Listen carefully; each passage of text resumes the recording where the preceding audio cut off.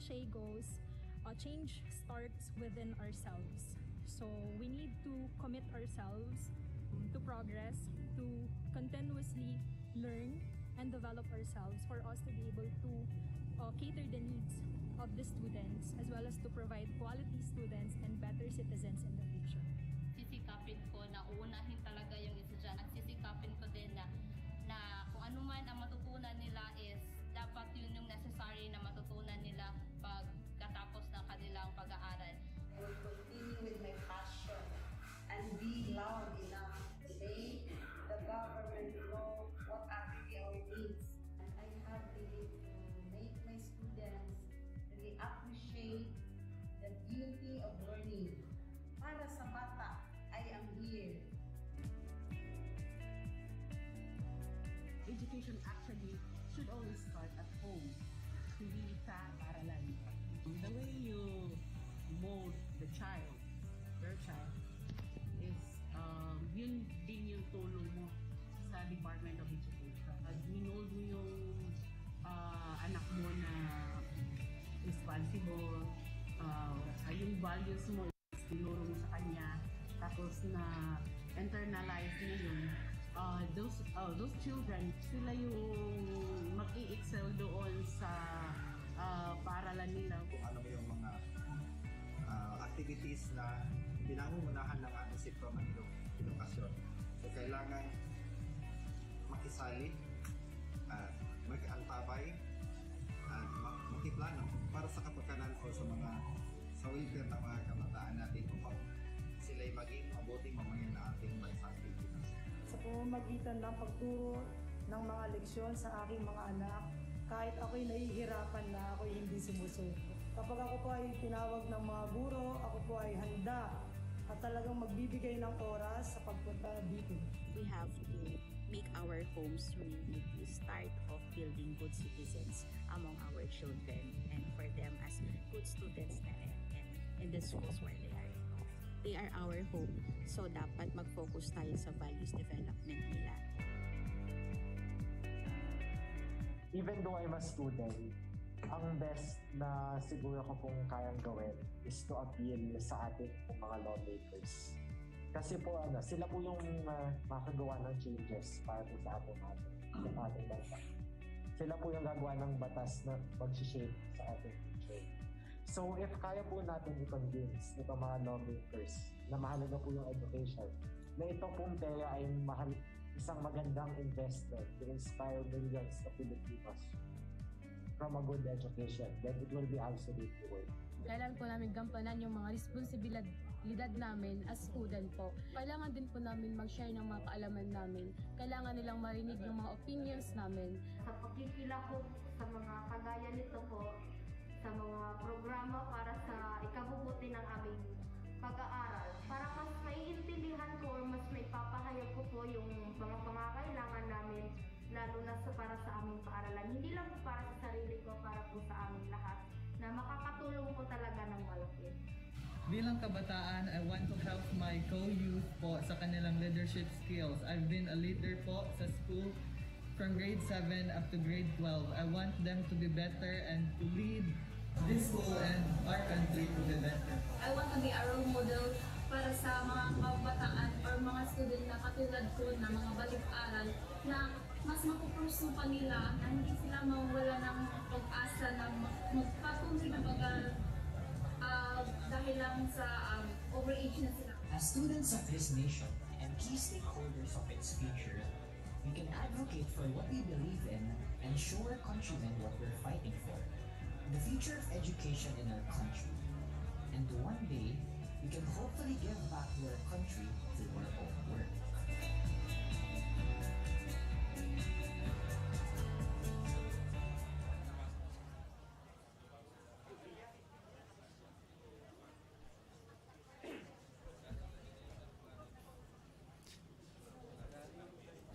A pleasant afternoon to everyone, and welcome back to our plenary session.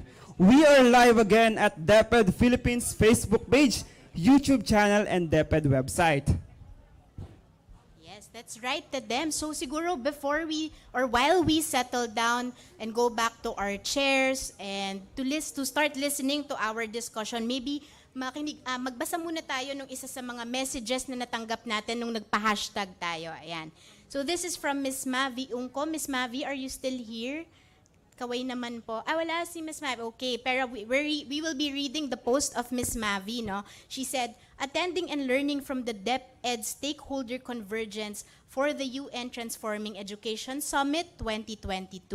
The presentation of issues, challenges, and priority areas emerging from nationwide consultations was particularly compelling and conveys the urgency of the work in the education sector. I think we can all agree with that, no? She said, Teach for the Philippines is honored to be a part and contributor to this mission. Also so proud of our program, Alumni Paving the Way. Ayan, that's from Ms.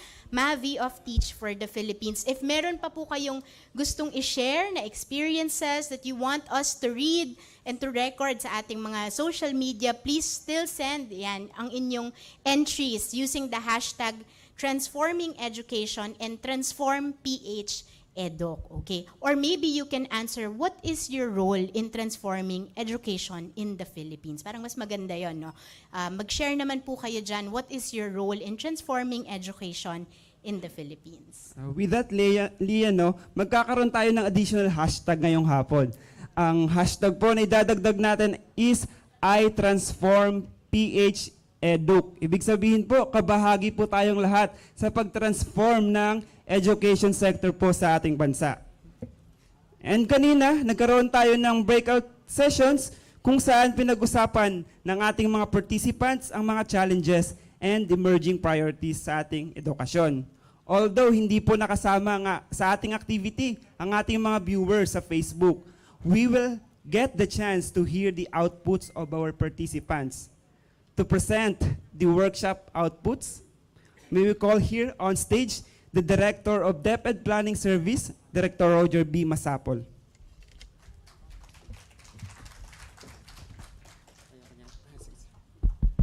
Good afternoon. Nandito na tayo sa exciting part. So I'll be presenting the outputs of the 6 or 5 thematic groups, which ngayon ko palang makikita. The presentation, but I guess I suspect that the content of the PowerPoint presentation will just be confirming what was presented by Mariel kanina, and they just put it in a timeline which are priorities in the medium term and then in the short term. Sige, next. For parang hindi ko makita dito eh. Okay, for thematic group, track number 1, inclusive, equitable, and safe and healthy schools. These are the outputs. This is the outputs of group 1. Sige. We asked them to, based on the presentation kanina, we just asked them to prioritize which are the most priority or in the short term and then in the medium term. So the group said that very critical is to reopen all schools. When we say schools, that includes ECCD, that's formal education, and then the ALS program. So that's very critical, and that's also the direction of the new management of DepEd. And then broaden the health education programs to include more holistic view on health and to include both physical and mental, which this stems from the experience that we had in the 2 years of lockdown, and that's in the short term. In the medium term, they wanted to provide adequate, appropriate, and conducive learning facilities in all schools and other school locations, and then institutionalization of blended learning strategies, which will be one of the major policy issuances of this administration. So all education agencies are involved, and then crosscuts across almost all thematic areas. Okay, next. Other short-term, ensure overall well-being of learners. Nakita natin yung kahalagahan ng well-being during the 2020 March 16 lockdown. Almost we are caught unprepared for this, no? Even the school system, the learners, the parents, and then the teachers are caught unprepared. So, and then it affected the mental health of some of our teachers and then learners. So, this is very important in the short term to ensure that we provide programs that will ensure well-being of learners. And then engage concerned government agencies. So this is intergovernmental collaboration, I guess, must be created, a platform. I guess the EDOC Forum is one of, we can start, no? The usual collaboration of all government agencies that have stake on education. In the medium term, expansion, and I guess this is also a short term, no? Expansion of opportunities for second chance education, which is the alternative learning system. So DepEd is the lead, but of course this also affects other agencies, and it cut across other thematic area. Next. For thematic 2, track 2, no? Learning and skills for life, work and sustainable development. Next. So for short term, engagement of our youth and workers in the learning process. So engagement, I guess this is the youth is the forefront of this TES, UNTES 2022, no? So we just need to provide some platforms on how do we engage learners in the learning process. And then curriculum reform. For basic education, TVET, and higher education to reflect learner-centered method, active citizenship, climate change adaptation, and cultural sensitivity. To include also yung sinabi ni President Marcos na yung responsiveness of the TVET track and the senior high school track TVL on the industry needs and the needs for the Philippine development.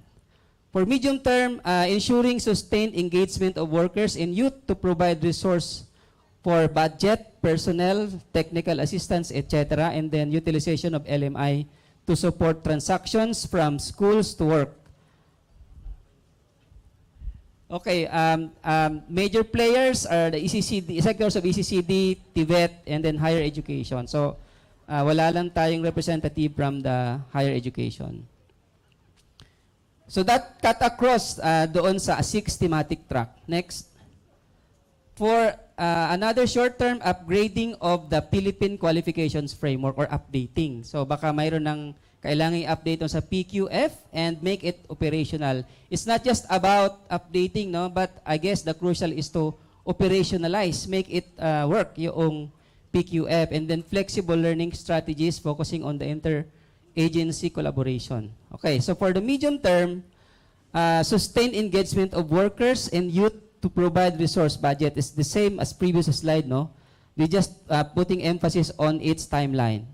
And then utilization of LMI, and then strengthen LGU-led multisectoral agencies for education and training. See more of TVET, and then establish mechanism for recognizing skills and competencies acquired through formal, non-formal. This is a recognition of prior learning, mechanism for recognition of those prior learning. And then all sectors, ECCD, TVET, higher education, and non-formal education that also affects other thematic tracks. Next. For thematic 3 on teachers, teaching and teaching profession.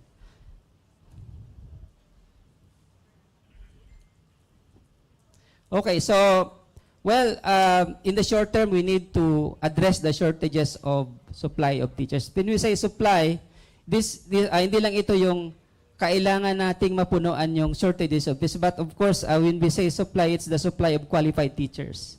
Diba? Because for example, ang emerging concern ngayon is that na-address na natin yung shortages of science and math teachers, no? And marami na tayo nun.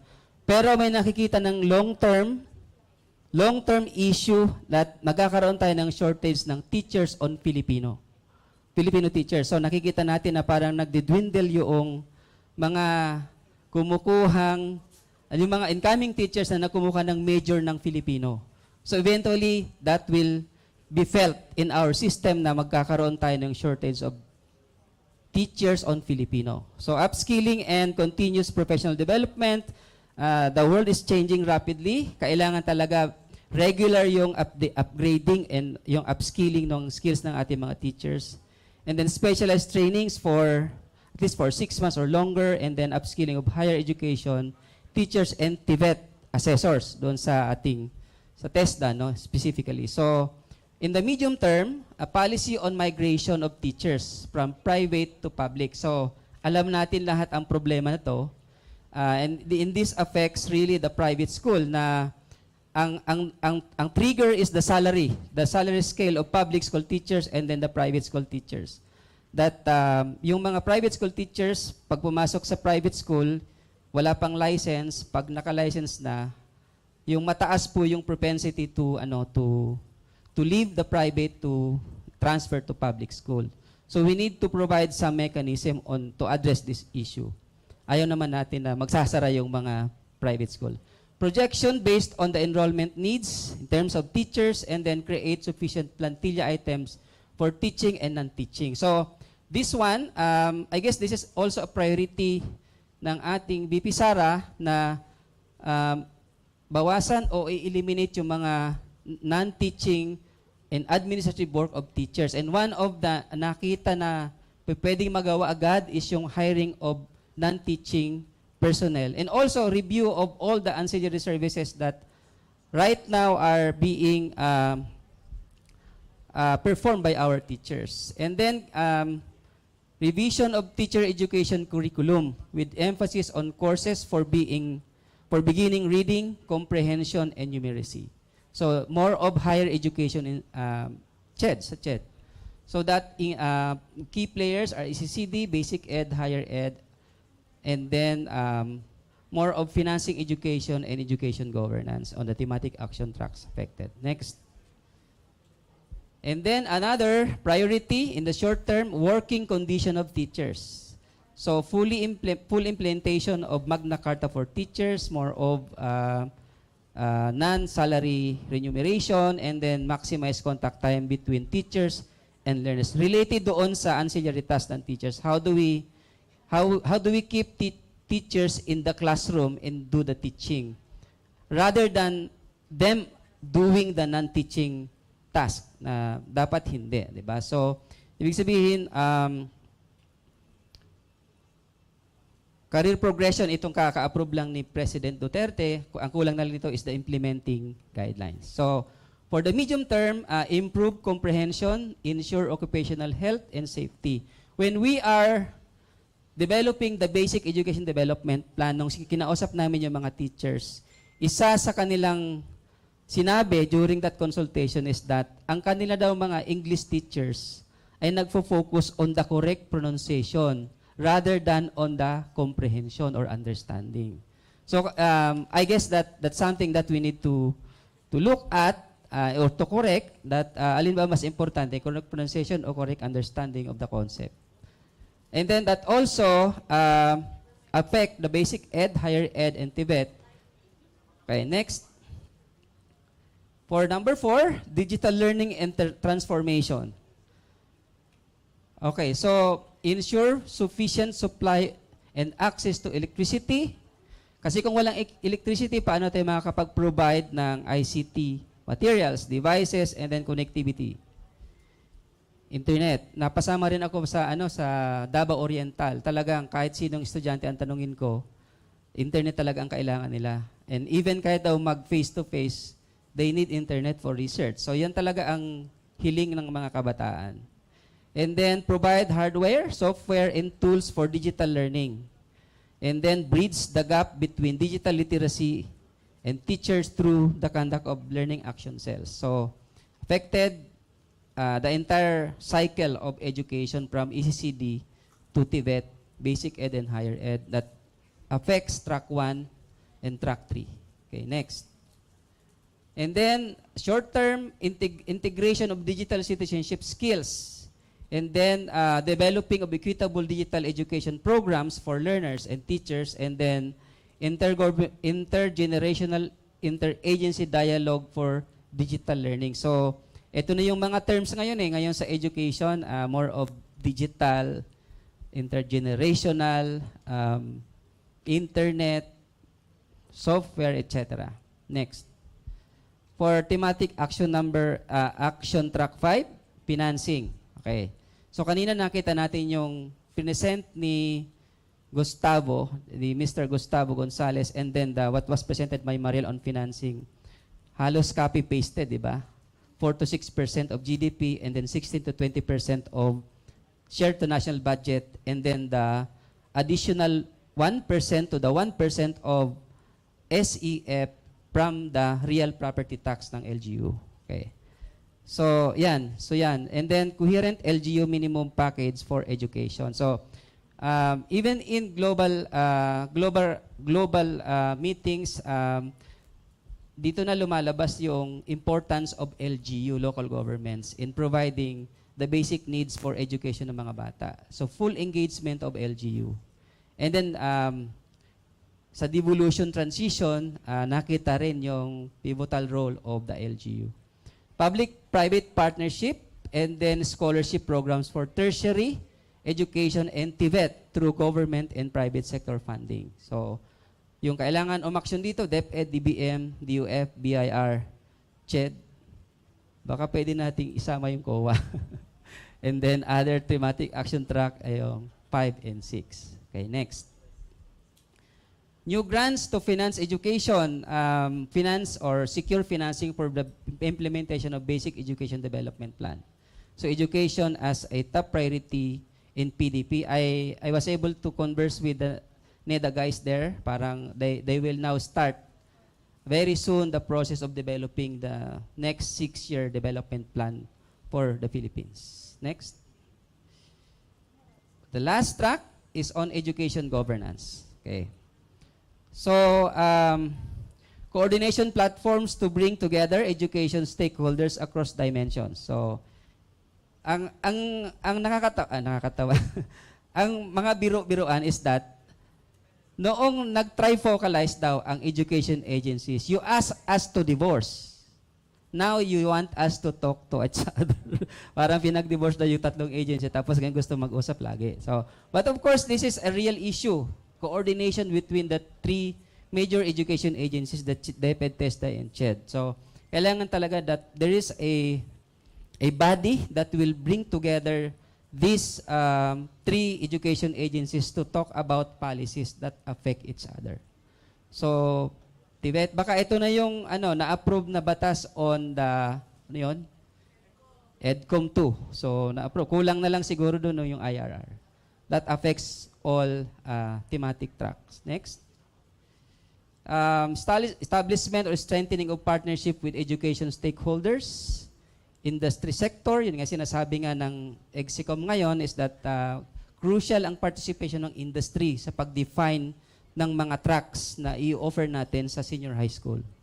And then, strengthening parental involvement. So nakita natin may mga nag-establish ng Nanay Academy during the 2020-2021 lockdown. And then, leverage existing multidisciplinary and multisectoral platforms, just like the RDC, and then the education forum for this. Next. Continued consensus based on technical financial support for full transition autonomy for Bangsamoro. So, nakita natin ang kahalagahan ng kailangan nagsisync yung policies, structure, and priorities ng BARM at saka ng national government, national DepEd. So, strengthen the local school board. And then, address issues. Kasi nagkaroon ng issue, USEC, nung nag-rat plan. Dati kasi yung one municipality is one district supervisor lang, di ba? So, 1:1 yan. Nung nag-rat plan tayo, depende sa size ng municipality, mayroong isang municipality na 2 o 3 ang district supervisor. Ang naging issue is that, sino ngayon ang uupo sa local school board? So there are incident na siyempre politicized. Yung umupo na isang district supervisor, hindi gusto ni mayor, kaya pinalitan siya ng other supervisor. So I guess kailangan magkaroon siguro ng mechanism sa DepEd yung pag-a-assign nung sinong uupo sa LSB kung sakaling more than one ang district supervisor. expand support for capacity building for other private schools. So, kailangan natin yung small to medium private school, kailangan din talaga ng support from the government. Next. So, generate evidence to support policy planning and programming. So, and then generation of evidence. And then strengthening education sector governance for the Bangsamoro Autonomous Region in Muslim Mindanao. So, I hope yung issues on the governance sa ARM, yung dating ARM, no, na address na ngayon sa BARM in terms of, people complement, na ang parang ang naging nangyari nun sa ARM is that mas marami yung higher position, walang gaanong technical position na gumagawa ng legwork. And I hope dito sa bagong BARM is na-address na yon para mabilis yung. And then establish a comprehensive M&E and data management system across yung agencies, no. Okay, next. Wala na. Okay, thank you very much for listening.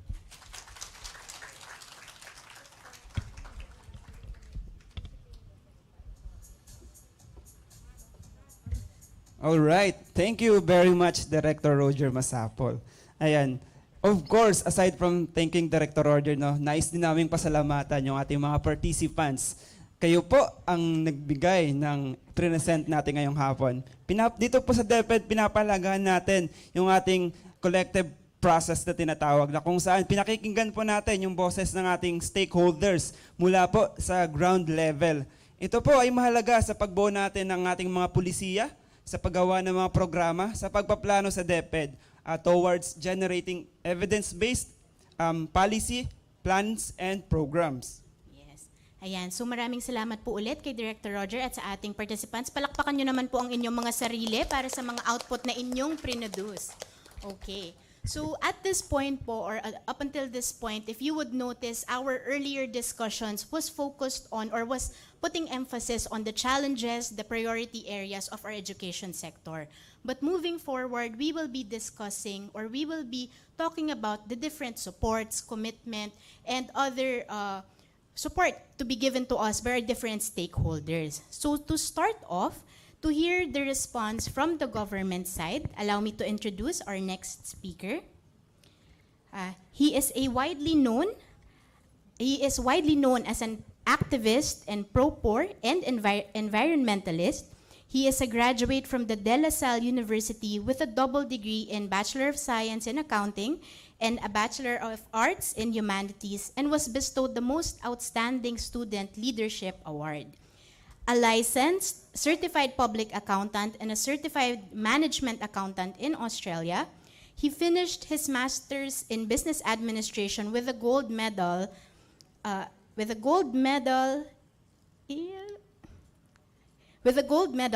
for academic distinction at the Ateneo Graduate School of Business under the Regis University Executive MBA program. He placed 16th out of 9,900 examinees in the 2016 licensure exams for real estate brokers.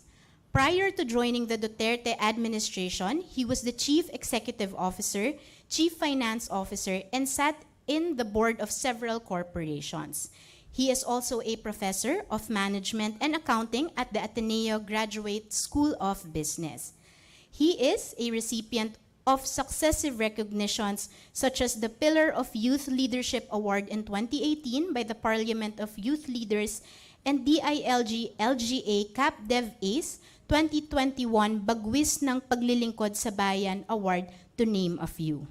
Ladies and gentlemen, may we present to you our Undersecretary Epimico V. Densing III, the Chief of Staff and Undersecretary of the Department of Education.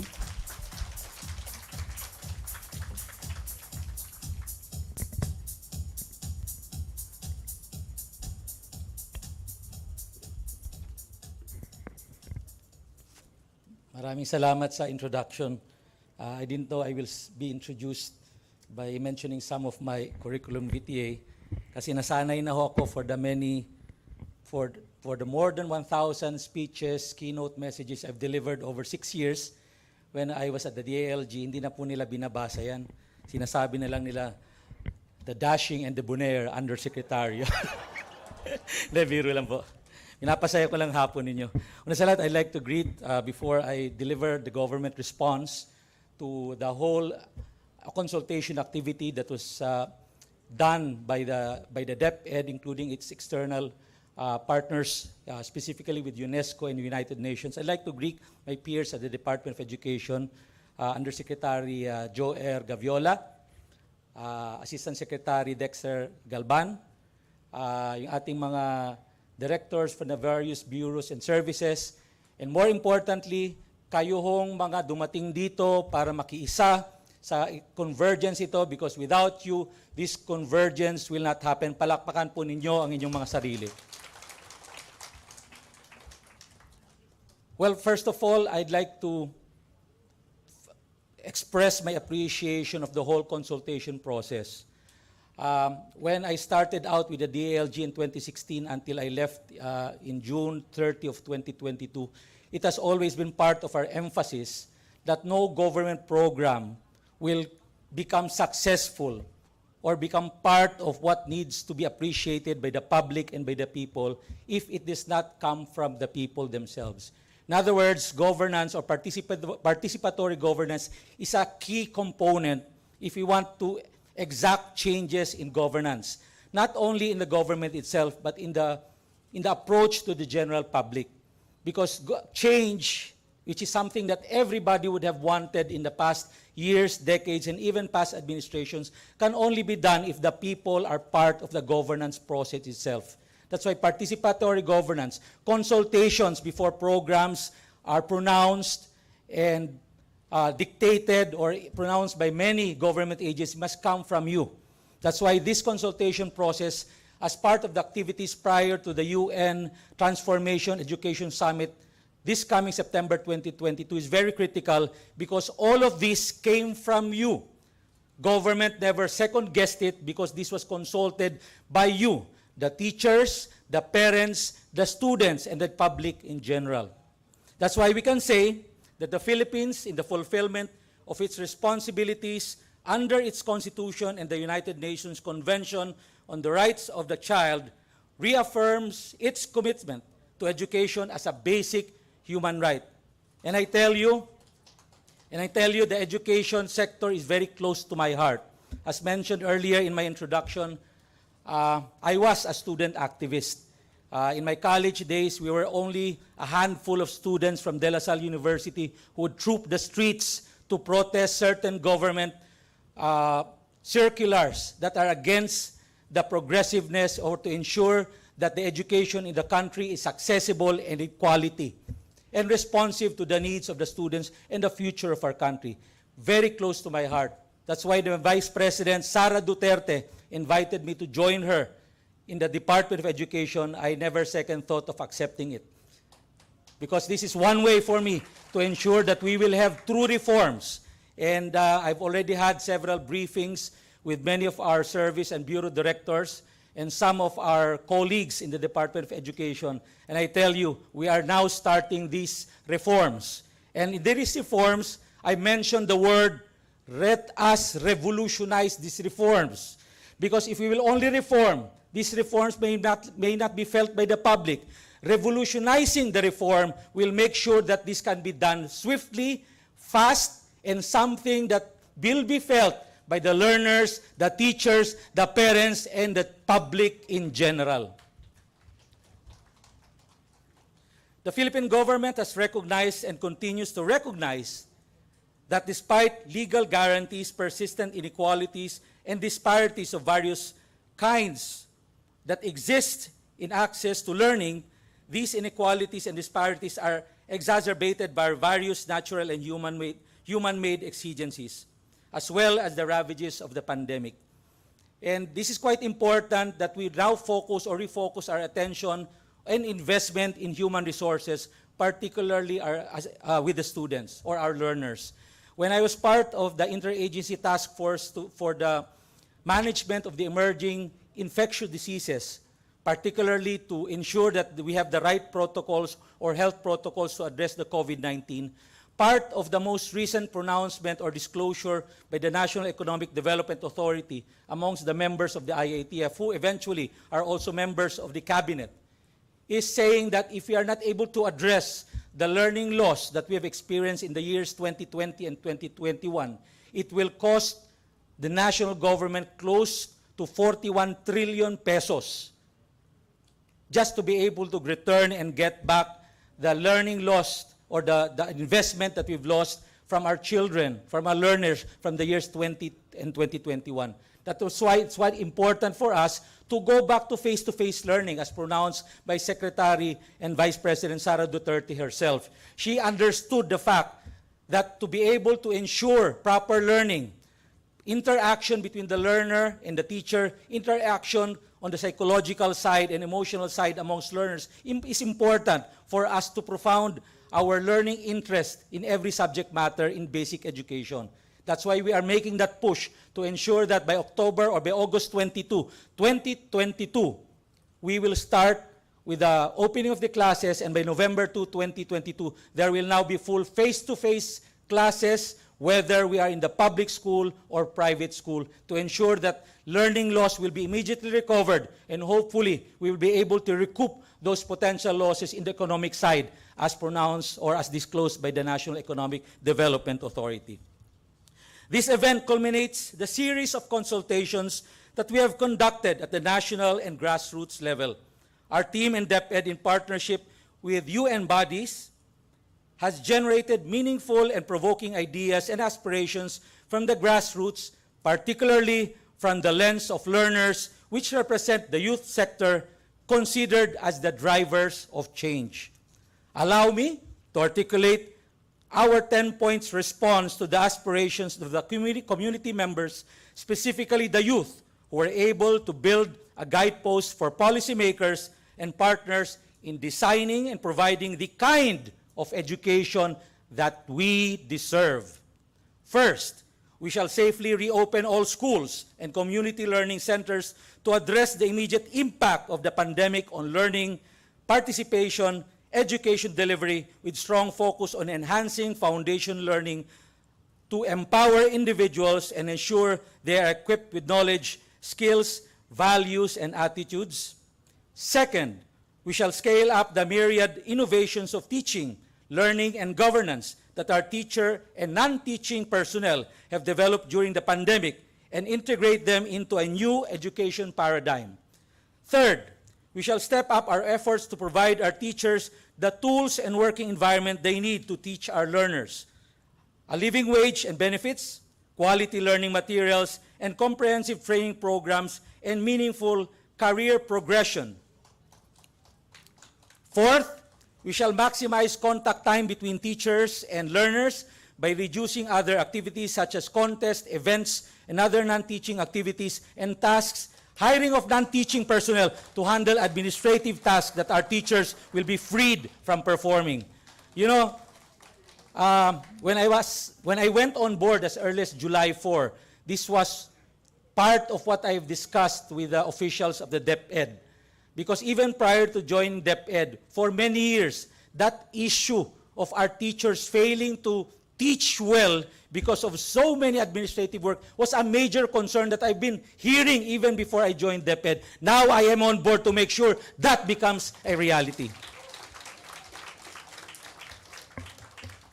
Fifth, we shall expand youth engagement in the designing of education policies, plans and programs, and decision-making.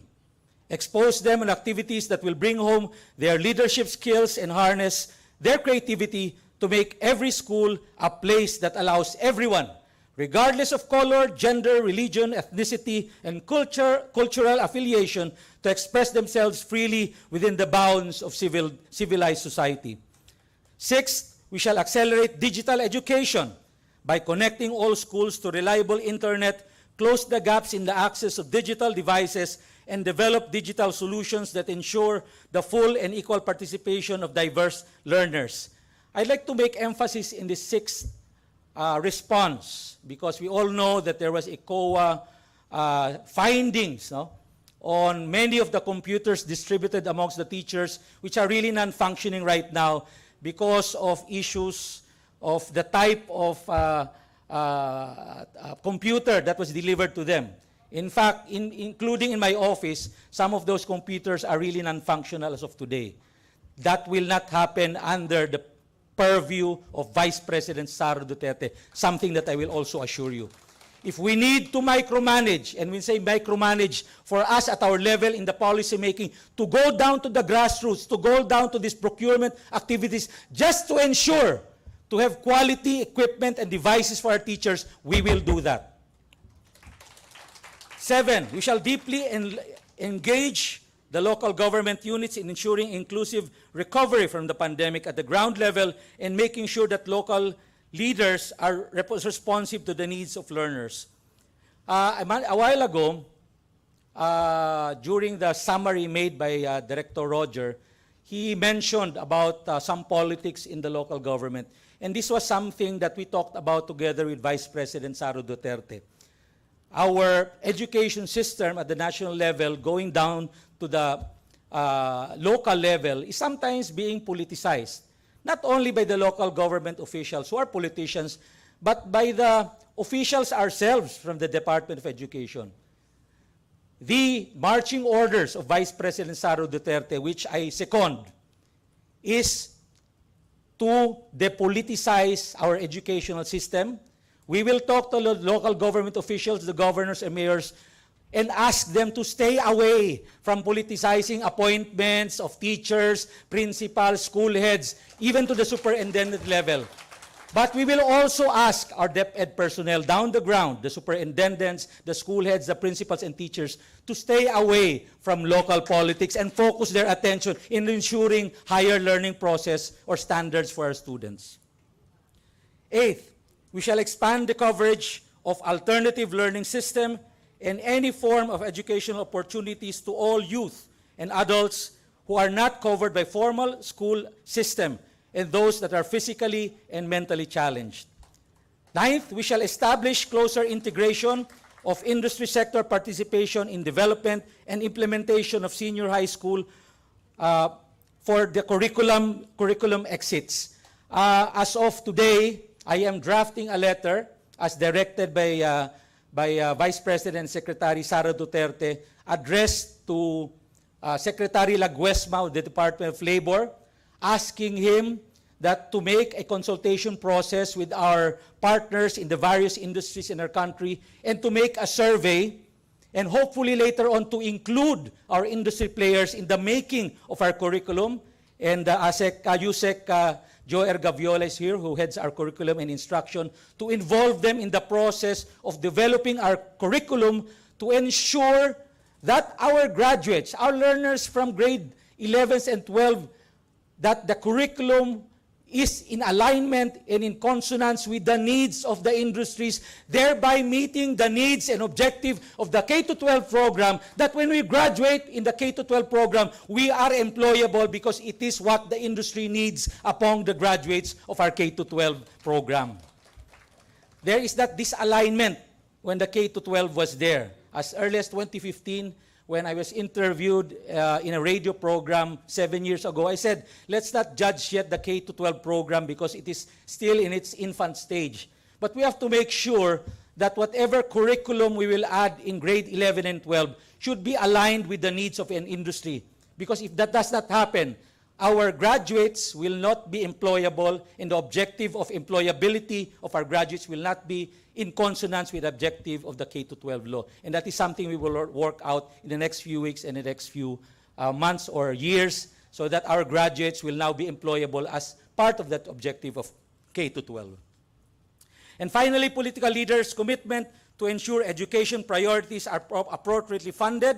As mentioned a while ago, what we want is that the budget should be at least 46% of the gross domestic product. So if our GDP is around 20 trillion pesos, budget should be around 800 billion to 1.2 trillion pesos, or 15 to 20% of the country's national budget. That is the ideal budget of the education sector based on the perspective of the United Nations, or even the UNESCO.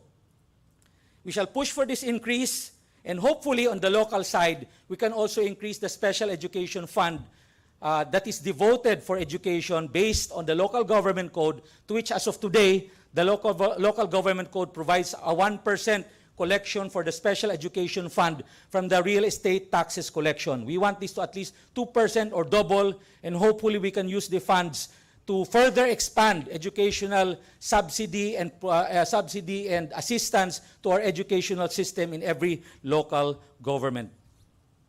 We have gathered substantial inputs from the consultation, enough to chart our educational aspirations in the United Nations Transforming Education Summit in September 2022. Our sincerest appreciation to all those who contributed in the process of consultations. That's why, my friends and colleagues, all of you are present this afternoon. The world has called us to action, and I'm proud to say that the Philippines shall respond boldly and ambitiously to this call. As our friends in the United Nations have noted, this marks neither the beginning or the end of our work, but a turning point. Let it be known that the Department of Education did not settle for a return to the pre-pandemic status quo, but instead acted with new verve and vision in facing the most urgent education challenges of our time, today. And I was watching the video clips of those who were asked to give their perspective on the whole consultation process. And there was one lady, I think a teacher from the Tarlac Agricultural University, who mentioned that if we want change, we have to form part of the change that we want to happen. At bilang huling panalita, bilang huling mensahe ngayong hapon in this government response to this consultation process, again, as part of the activities as we move forward to the Transforming Education Summit in September of 2022, I would like to say that if we really want to change, to have that change, experience that change in our country, is we have to answer a basic question of change. And what is that question? All of us will say, the basic question of change is what is change? I tell you, that is not the right question today. It is not what is change, but the question of who is change. The most relevant question today is who is change. And the answer to that question is very easy, but we tend to overlook the answer to that questions. The answer to the question of who is change is very simple. I am change. You are change. You are change. You are change. All of us who are here in the education sector, we are the change which calls for this country to do and to put ourselves in hearts and minds to change this country. Kayo po yung lahat. Tayong lahat ang pagbabago. And if we put that in our hearts and minds, the change that we aspire for will definitely happen. Tayo po yung lahat. Do not expect that this response will be effective if this will be done by government alone. This should be done by everybody, no matter how private you are as a citizen, no matter whether you're rich or poor, the change will be done by us and us alone. Sa inyong lahat, magagawa natin ang tunay na pagbabagong ito na ating inaasam. Magagawa natin itong ating gustong mangyari sa ating sektor ng edukasyon, ang pagbabagong ito, kung lagi nating iisipin sa ating isip at puso na ginagawa natin ito para sa bayan at para sa tunay na pagbabago. Magandang hapon po sa ating lahat.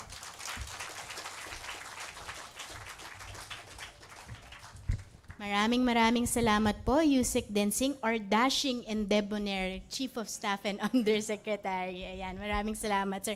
Yung message ni sir reminds me of the quote, "Be the change you want to see in the world."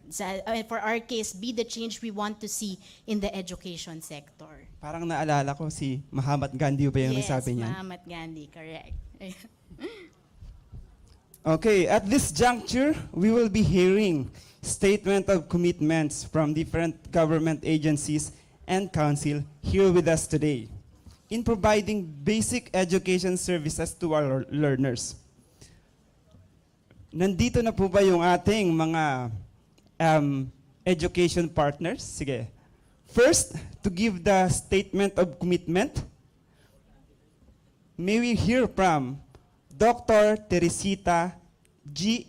Enchong from Early Childhood Care and Development Council, or ECCD.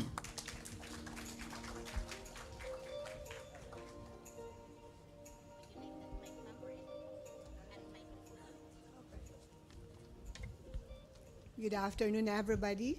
To the Exicom, esteemed guest, to the debonair and dashing Yusek Ipimako Dancing. This is the SCCD Council's Statement of Commitment. And I read, cognizant in Republic Act 1014, which is the Early Years Act of 2013, declares that it is the policy of the state to promote the rights of children to survival, development, special protection with full recognition of the nature of childhood, as well as the need to provide developmentally appropriate experiences to address their needs and to support parents in their roles as primary duty bearers and as their children's first teachers.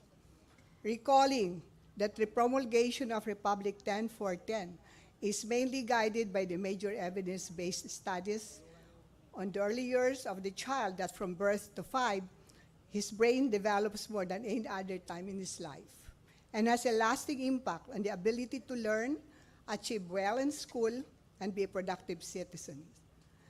By age 5, the child's brain is 90% or nearly full grown.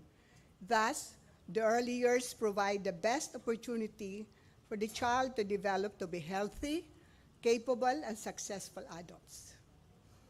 Emphasizing that these evidence-based studies on ECCD showed strong empirical evidences, particularly from the financial and economic lens, on ECCD that have given birth to the paradigm, the Heckman equation. Investing in the ECCD is cost-effective. For every $1 spent on early childhood development intervention, the return on investment can be as high as $13. Dr. Heckman constantly reminds us that the national priorities of any country to improve the economy, strengthen the middle class, and reduce the deficit can be solved by investing in the country's greatest resource, its people. He finds that the effectiveness depends on the program quality and the characteristics of those being served and their access to an alternative program. Further emphasizing that the Philippines is one of the UN member states that are committed to pursue the 2030 Agenda for Sustainable Development, which is 17 sustainable goals, of which Goal 4 is to ensure inclusive and equitable quality education and promote lifelong learning and opportunities for all by the year 2030. Specifically, SDG 4.2, by 2030, ensure that all girls and boys have access to quality early childhood development, care, pre-primary education, so that they are ready for primary education. Recognizing that the right to education is based on non-discrimination and inclusion, which is embedded in Article 3 of the 1990 UN Convention on the Rights of the Child, focusing on the importance of education for children and youth, and Article 31 of the ASEAN Rights Declaration, which state that every person has the right to education. In consideration whereof of the above, and in compliance of the institutional mandate of the ECCD, this is our statement of the Council. 1. Adhere to the articulation of Republic Act 1014, an act recognizing the age from 0 to 8 years as the first crucial stage of educational development, and strengthening the early childhood care and development system, appropriating funds therefore and from other purposes. Specifically, the Declaration of Policy articulates that the state shall institutionalize a national system for early childhood care and development that is comprehensive, integrative, and sustainable, and that involves multi-sectoral and interagency collaboration at the national and local levels among government, among service providers, among families and communities, and among public and private sectors, non-government organizations, and professional associations and academic institutions. consistently be guided by the institutional vision, which is by 2030, the ECCD Council shall have fully implemented the national system for early childhood care and development throughout the country, and to continue pursuing its mission to contribute to nation building by ensuring that all Filipino children aged 0 to 4 are provided with developmentally appropriate experiences to address their holistic needs. Implement programs and projects in accordance with the institutional three-pronged approach in implementing a national early childhood care and development system, access and equity, quality, efficiency and sustainability, and accountability. Further enrich equitable access and quality and inclusion of all children 0 to 4 years old, and expand the reach to children with disabilities, special needs, marginalized such as children who are hard to reach and unreached, and those who are in difficult circumstances such as those in the geographically isolated disadvantaged areas, the IPs, children in conflict with the law, and those affected by natural and man-made calamities. Continue to focus on children's total development, taking into account the learner age, individual and socio-cultural appropriateness via a play-based and emergency and climate-resilient ECCD curriculums, which covers an integrated service delivery of health, nutrition, early childhood education, sanitation, and cultural activities, using the child's first language as the medium of instruction, and guided by the whole child approach. At each 0 to 4 years old is healthy, learns about the practices of his healthy style, his learning environment is physically and emotionally safe for students and adults, he is actively involved in learning and is connected to the school and broader community. He has access to personalized learning supported by qualified, caring adults, and he is therefore academically prepared to success for employment and participation in the global environment. Further, pursue the Council's commitment to human resource development program towards the professionalization of early childhood care and development workforce, to participation in in-service training program, either in site-based or distance education modes utilizing ICT-based blended learning, approaches, and enrich the Council initiative that will help safeguard the security of tenure of ECCD workforce. Sustain its effort in advocating the significance of ECCD among policy development leaders to encourage them to commit physical and financial resources towards the furtherance of quality ECCD delivery services to young children.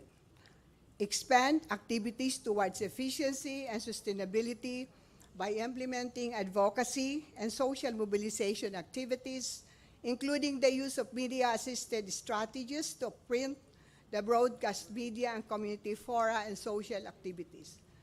Further enrich the national ECCD monitoring and evaluation and accountability system and data management strategies to track the status and progress of ECCD services from the national to the local level. Enrich partnership with various sectors such as NGOs and NGOs, both local and international, and local government units, faith-based organizations, as well as the private sector, and shall continue to be an institutional guidepost of the Council. As an interagency government institution, composed of 5 national agencies involved in ECCD, together with community leaders at the provincial, city, municipal, and barangay levels, the ECCD Council commits to continue its effort along the following: establishing national standards, developing policies and programs, providing technical assistance and support of services to service providers. Finally, continue to ensure a multifaceted development, physical, cognitive, emotional, social, and spiritual, covering the period from pregnancy through the transition from home to ECCD program into primary, so that as an outcome, in ECCD, a child is physically healthy, emotionally sound, socially competent, and ready to learn. Hence, As stated in Education 2013, the Incheon Declaration, ECCD lays the foundation for lifelong learning and supports children well-being, progressive preparation for primary school entry. An important transition to the formal. Thereby, as we achieve quality ECCD, there are compelling reasons why children will definitely succeed as a lifelong learning. Para sa bata, para sa bayan. Magandang hapon po.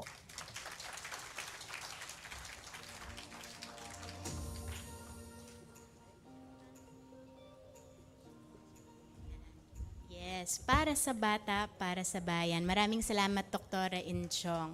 Okay, to call on our next presenter to give their statement of commitment, may we call on the Executive Director of Planning Service from the Technical Education and Skills Development Authority or TESDA, Ma'am Rosalina Constantino.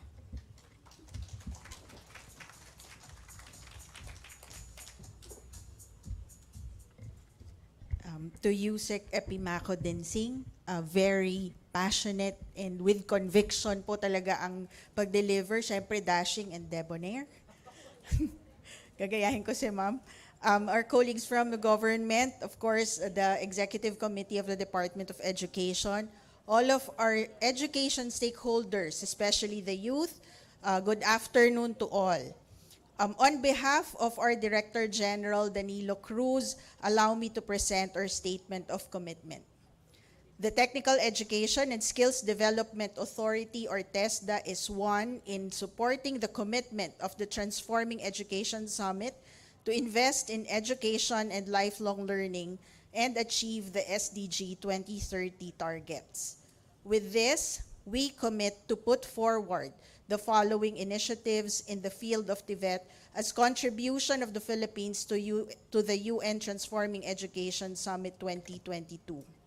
First, TESDA and TVET are positioned to continuously help the country bounce back to economic recovery through upskilling and reskilling of the Filipino workers and increase the employability of our learners in the identified priority sectors of the national government, such as in agriculture, tourism, manufacturing, transportation and logistics, health, IT BPM, creative industries, energy, construction.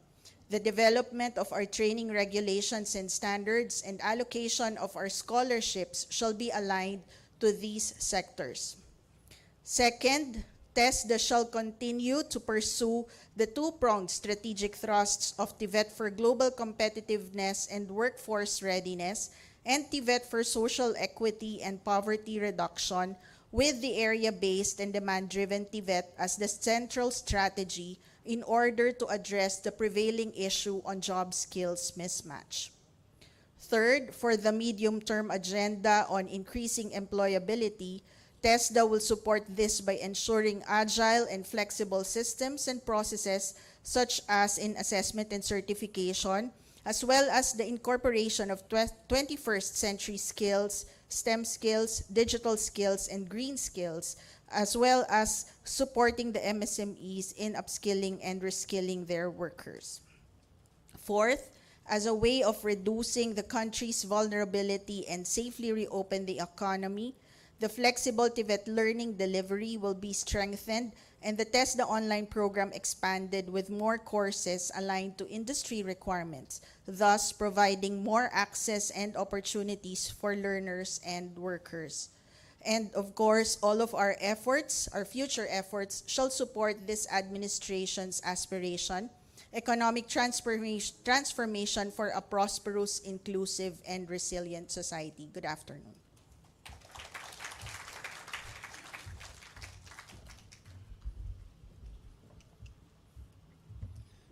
Thank you very much, Ma'am Rosalina Constantino from the Planning Office of TESDA.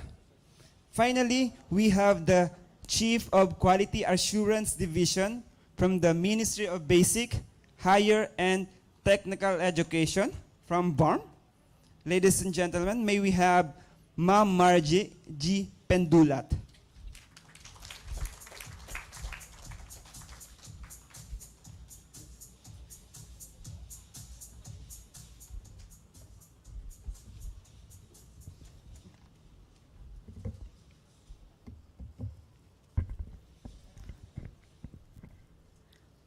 Her Excellency, Vice President, and the concurrent Department of Education Secretary, Honorable Sara Duterte, the dashing and debonair Undersecretary and the Chief of Staff of the Department of Education, Sir Epimaco V. Densing III, and other officials from the DepEd Central Office, DepEd officials from the different regions, our supportive partners which have been supporting our education programs, activities, and projects, especially to the UNICEF Philippines, to our learners who are the centerpiece of this event, to everybody who are in attendance,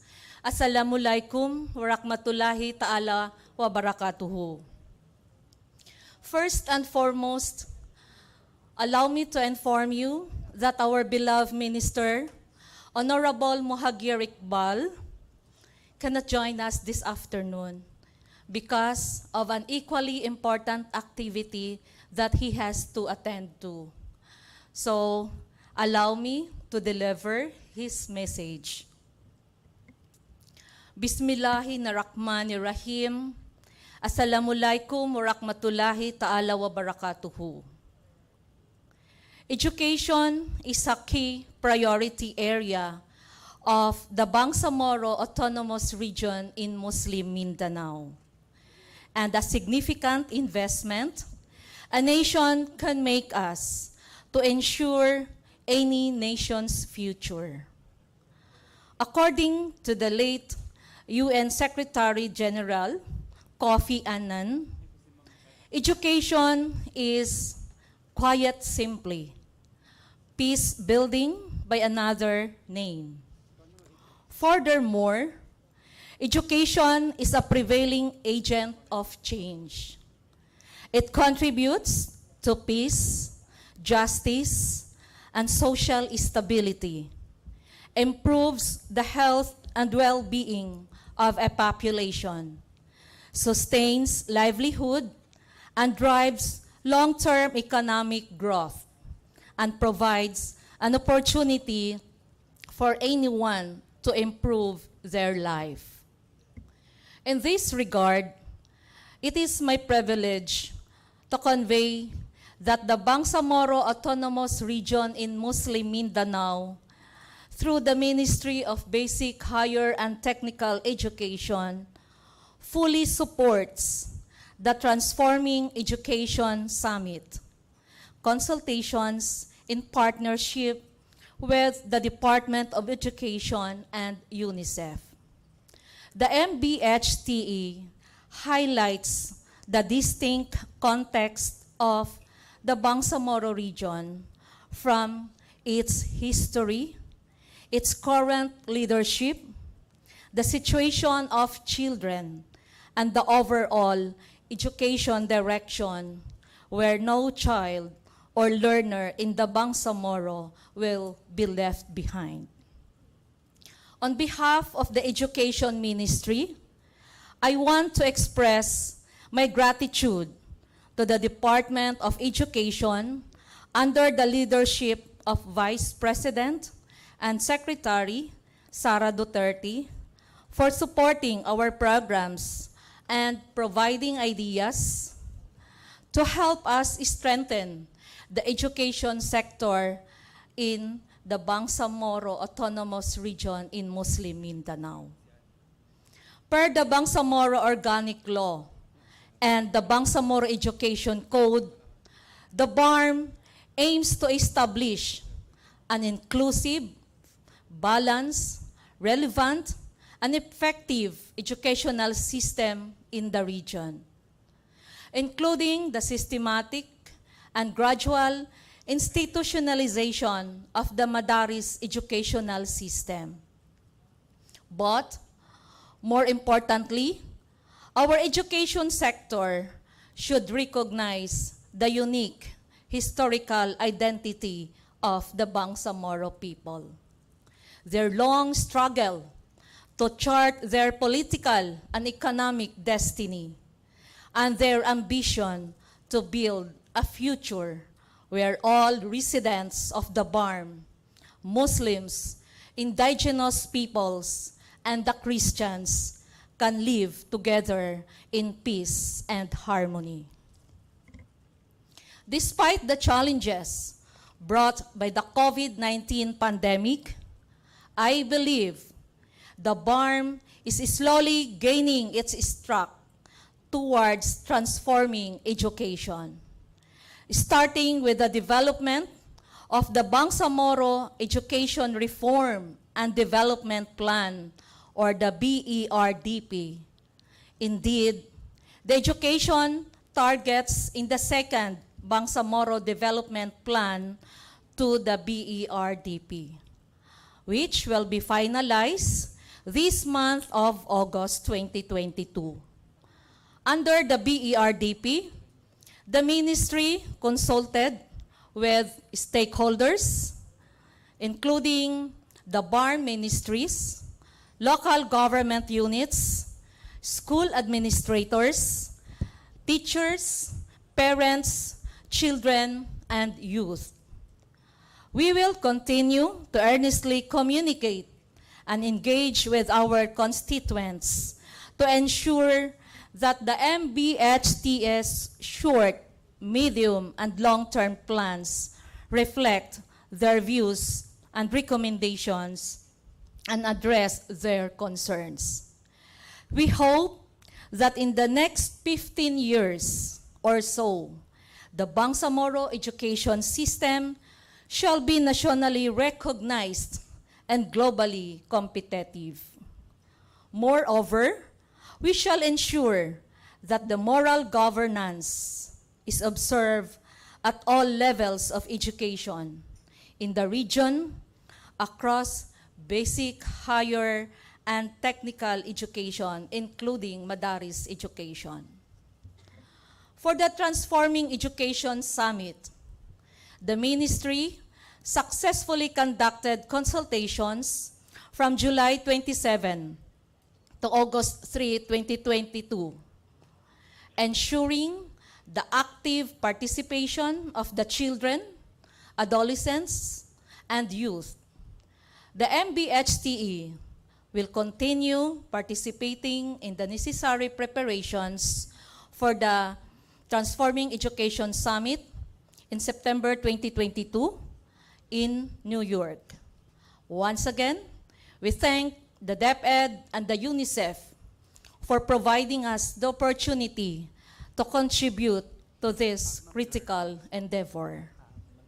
As we move forward, we will remain optimistic and protect the fundamental right of every child or learner in the Bangsamoro to quality and inclusive education rather. We shall continue to serve the people of the Bangsamoro with solid commitment, vigor, integrity, transparency, and accountability. Maraming salamat po at mabuhay tayong lahat. Assalamualaikum warahmatullahi ta'ala wa barakatuhu.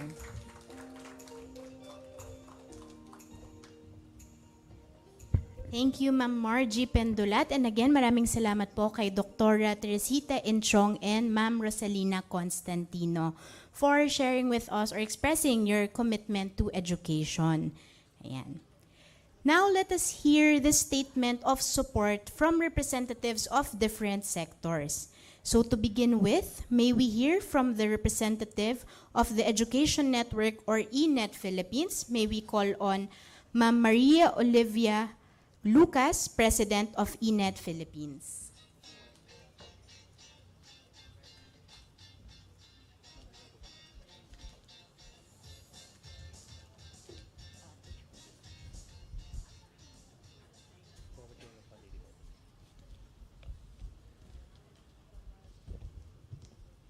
Our partners in DepEd, the learners and the parents who are here with us today, our colleagues in the UN system, and, and in the civil society sector.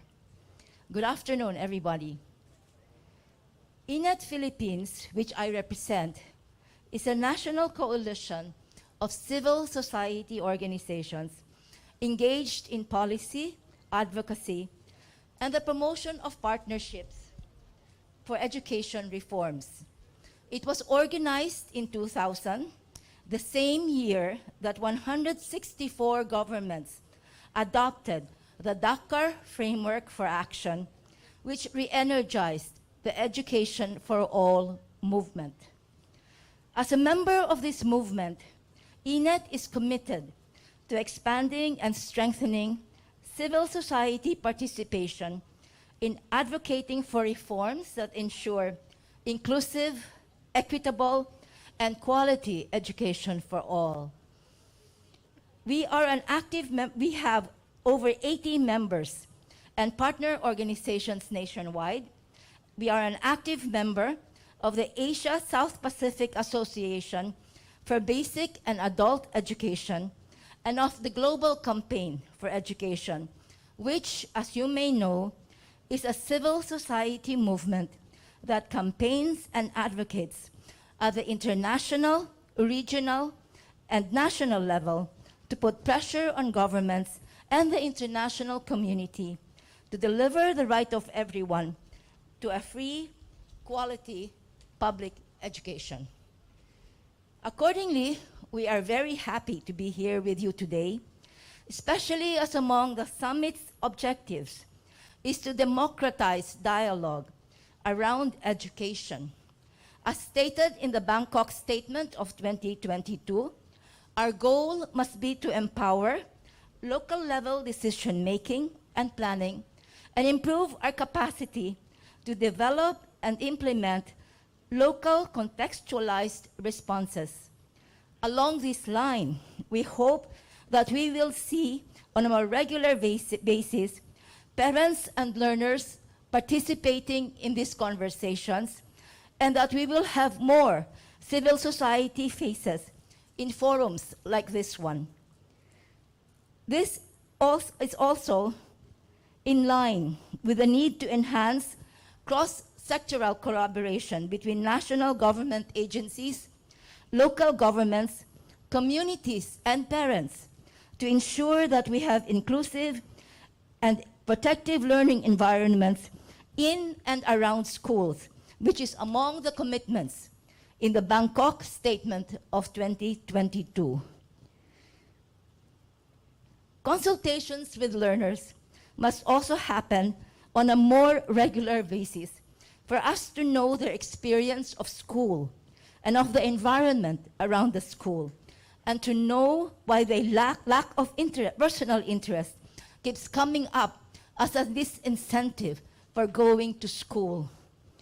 As among INET members are child-serving organizations, as well as organizations comprising of IP and Muslim learners and learners with disabilities, we want to be able to work with DepEd to broaden and deepen our conversations with young people.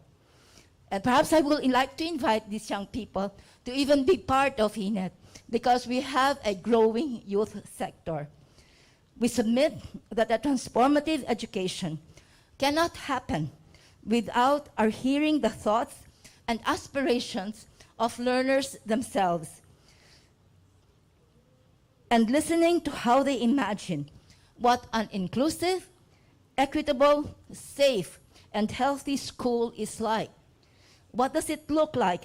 What does it taste and feel like? Without understanding schooling from the user's own point of view, how can education transform? Finally, as a network which counts among the members several strong teachers' organizations, we are eager to work with DepEd to monitor and strengthen the implementation of RA 11713, or the Excellence in Teacher Education Act. We want to be there to participate in the crafting of the implementing rules and regulations about this law. DepEd and INET have had a long history of working together in the Literacy Coordinating Council, with the old Bureau of Alternative Learning Systems, and now in the education reforms. We have likewise been your partner in pushing for an increase in the budget of education in the legislature and with the Department of Budget and Management. We look forward to strengthening our partnership as we work together on the goal of realizing a transformative education that empowers learners to be resilient, adaptable, and prepared for the uncertain future, even as they contribute to human and planetary well-being and sustainable development. Thank you very much, and good afternoon to all again. Maraming salamat, Ma'am Maria Olivia Lucas, the President of ENET Philippines. So secondly, may we also call on the Deputy Executive Director of Philippine Business for Education, Ma'am Diane I. Fajardo, to give their statement.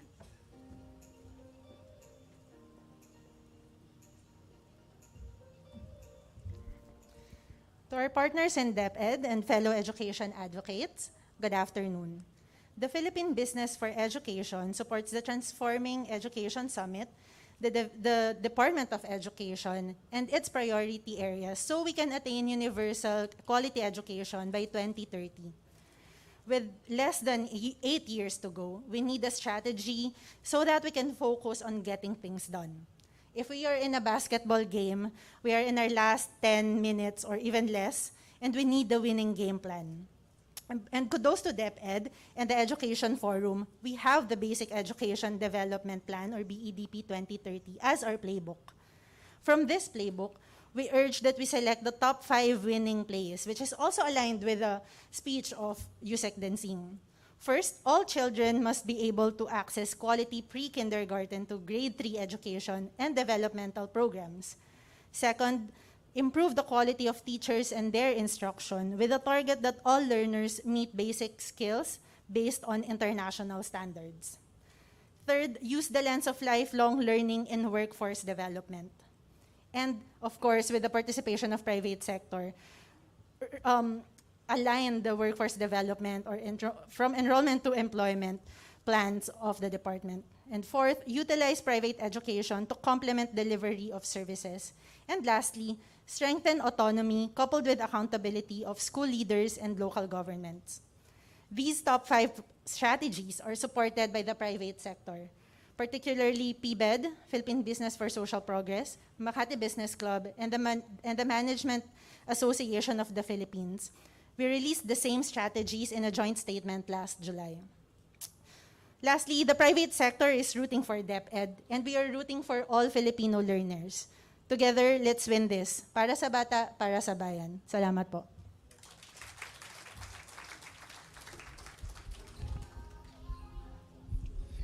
Thank you very much, Ms. Diane Fajardo, the Deputy Executive Director of PBED. Now, may we have the representative from Save the Children Philippines, Ms. Mariel Joy Sampang, also an ECCD advisor.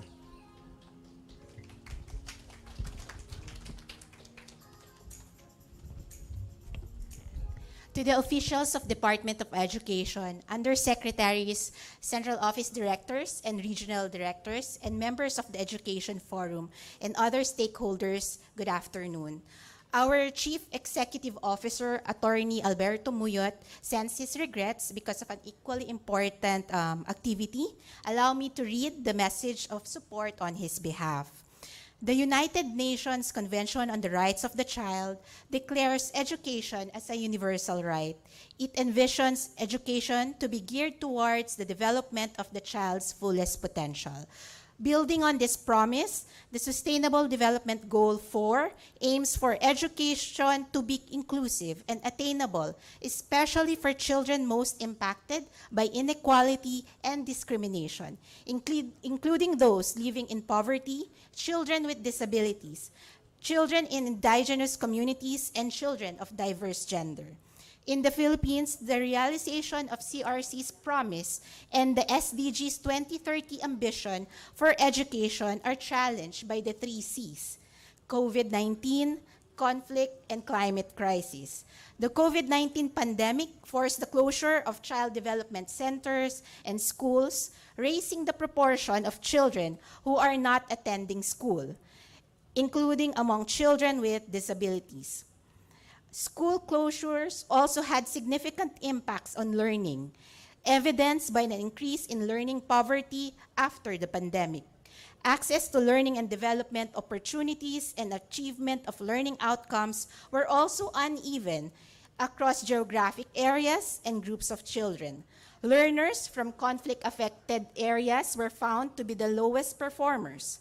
Risk indices show that Philippine school system to be highly vulnerable to hazards and deficiencies in preparedness. Evidently, the impacts of COVID-19, conflict, and the climate crisis are having a huge impact on children's learning and well-being and is far greater for the most excluded children. Overcoming these tremendous hurdles require a convergence of urgent transformational actions for and with children. Save the Children supports and stands alongside the Department of Education and other key stakeholders, our school officials and personnel, child development workers and teachers, parents, civil society organizations, the academe, the private sector, agencies, councils, and most importantly, our learners in building well-funded, inclusive, gender-responsive, and resilient education systems that can withstand and respond to all hazards. A crisis-sensitive education planning and comprehensive approach to school safety are needed to recognize and reduce the hazards and risks that threaten children's rights in education, and to be better prepared to respond to crises. The education systems that were best prepared and that were agile and adaptable were the most effective during the pandemic. While we all want what is best for Filipino children, more data and information are needed to drive forward solutions that are best suited for our context.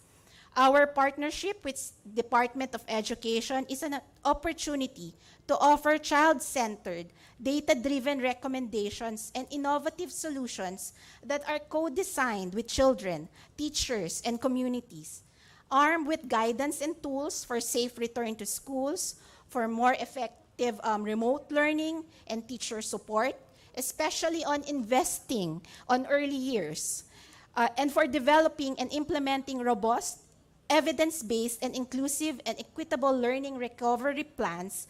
Save the Children believes children's participation is not solely an activity or an event, but rather a core principle that informs decision-making processes, especially that pandemic and other crises had affected the learning and they demand for better education. Save the Children reaffirms our commitment to actively contribute to transform education, recover from COVID-19 pandemic, accelerate progress, and prepare more effectively for future crises so that children's rights to survival, development, protection, and participation are fulfilled. Maraming salamat at magandang hapon.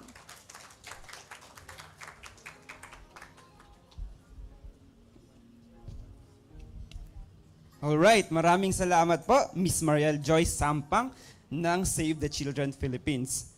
Now let us have Governor Dakila Kuwa, the Governor of Quirino Province.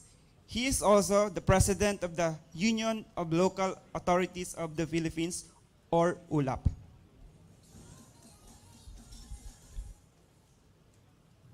To our Honorable Vice President and Secretary of Education, Ma'am Inday Sara Duterte, and United Nations Resident Coordinator and Humanitarian Coordinator, Mr. Gustavo Gonzalez, our DepEd Undersecretary Epimaco Densing, our education partners and stakeholders, my dear colleagues in the local government service, and to all the participants from various parts of the Philippines.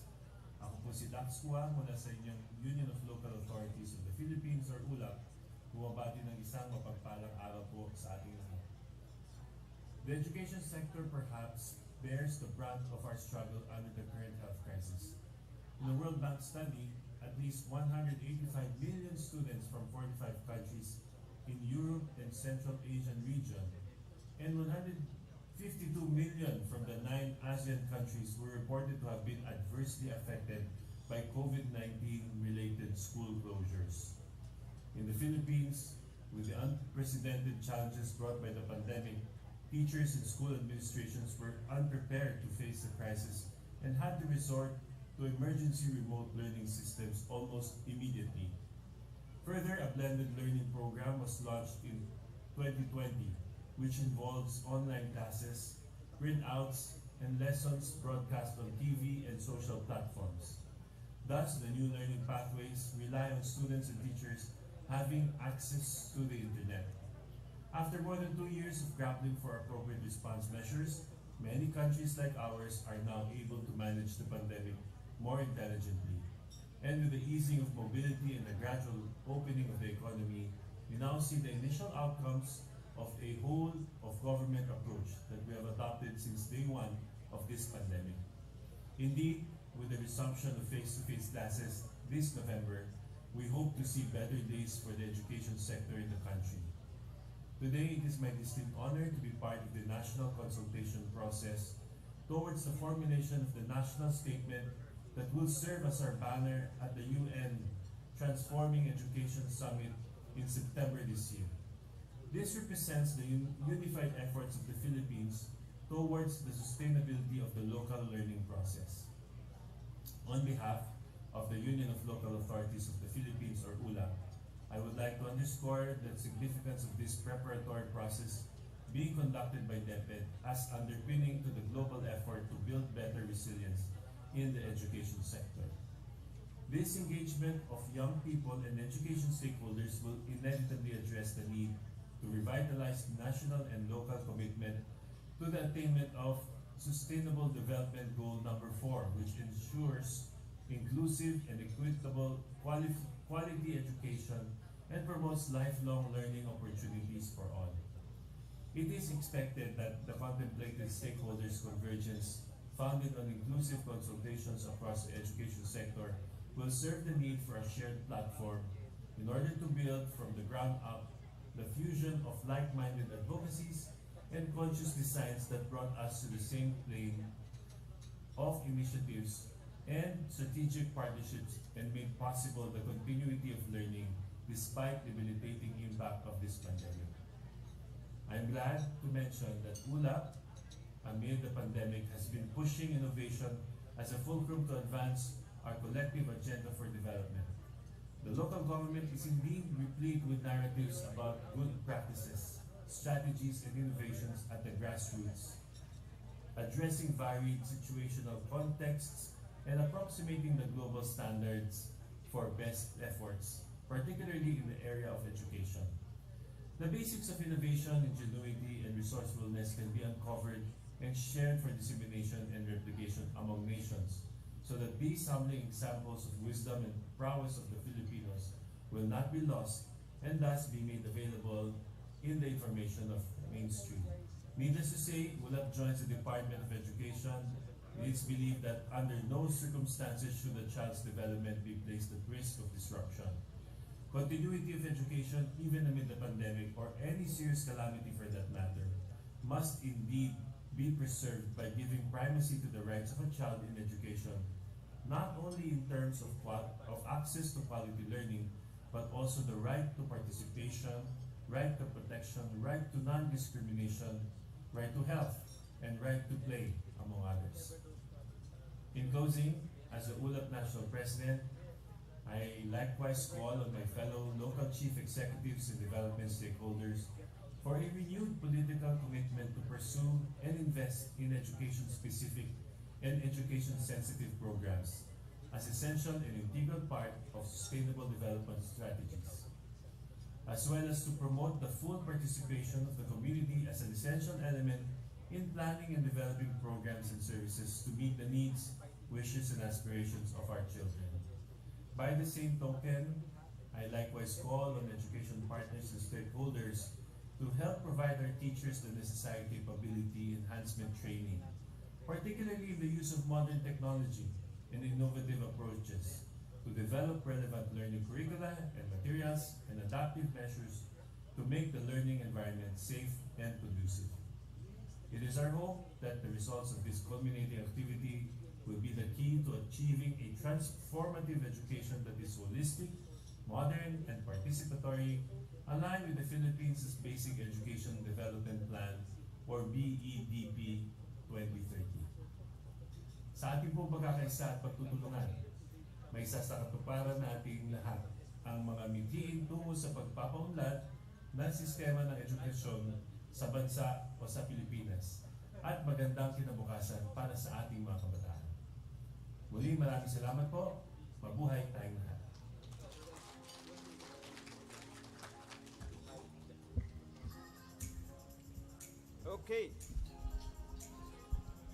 Okay, magandang hapon muli at maraming salamat po kay Governor Dax Cuba ng Quirino Province. Ayan, narinig pa na po natin ang mga mensahe mula sa kagawaran ng edukasyon at mga kasangga natin sa edukasyon. Ngayon naman, mapapakinggan natin ang mga mensahe mula sa ating mga paaralan. The Heart of Education, ika nga. Ayan, ngayon naman po, ang portion na to ay para sa ating mga grassroots stakeholders. Sila po ang magbibigay ng kanilang statement at ano nga ba yung role nila sa ating edukasyon. Sisimulan po natin ang pag-deliver ng statement mula sa representative ng school heads. Ito po ay susundan ng ating representative mula sa mga teachers. Ayan, tawagan po natin si Sir Lawrence Madriaga, the Campus Director of Philippine Science High School.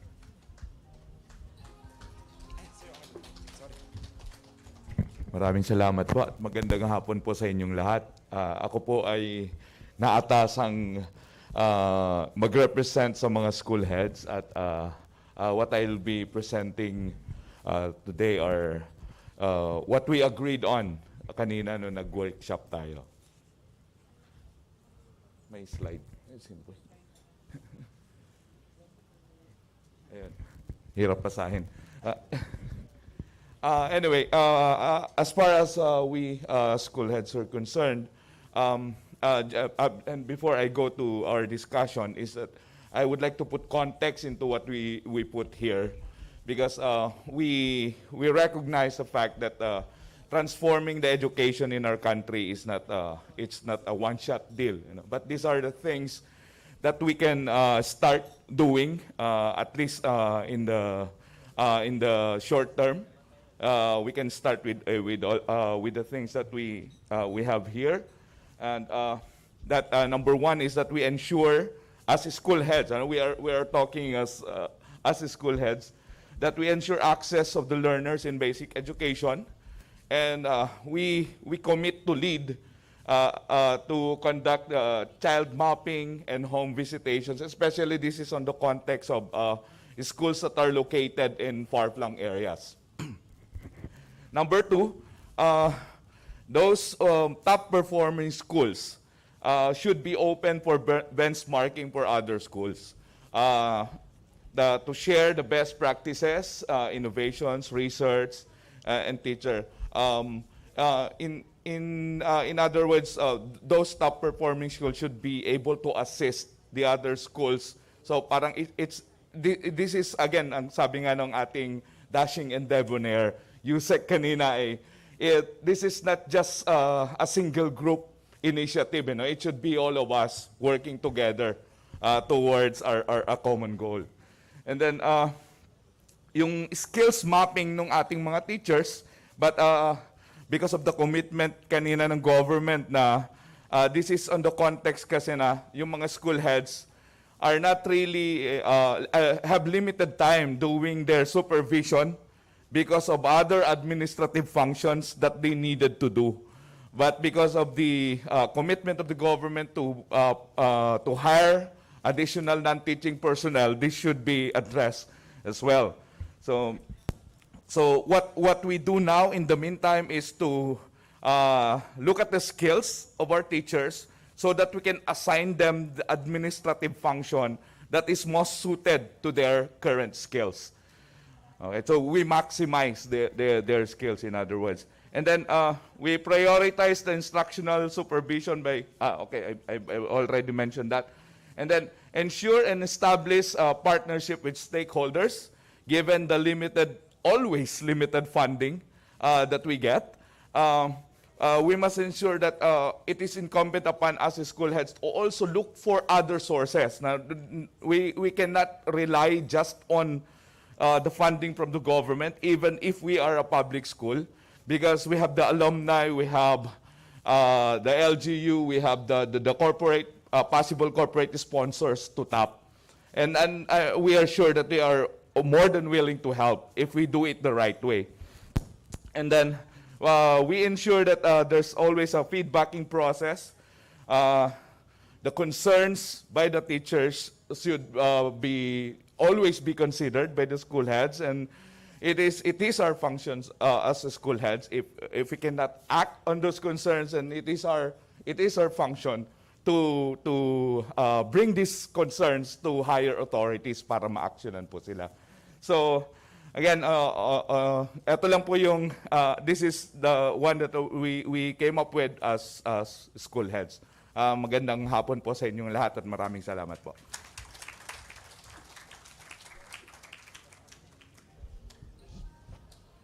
Alright, maraming salamat po kay Sir Lawrence may Lawrence din po kami sa DepEd. Ayan, Sir Lawrence ng Pisay. Okay, ngayon naman po tawagin natin ang representative ng ating mga kaguruan, si Sir Abdul Kader Al-Sufi.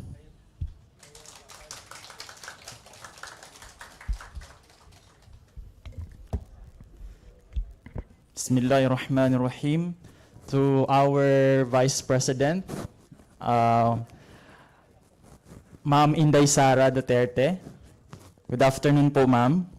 To our very energetic Undersecretary and Chief of Staff of Department of Education.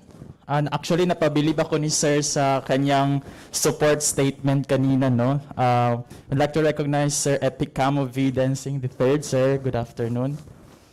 To the prestigious part of our beloved educational department, good afternoon po sa ating lahat. So, I am standing here in front of you, honored and privileged. So much opportunities for us teachers who are here because not all of our, we have 1 million teachers or more than 1 million teachers in the department.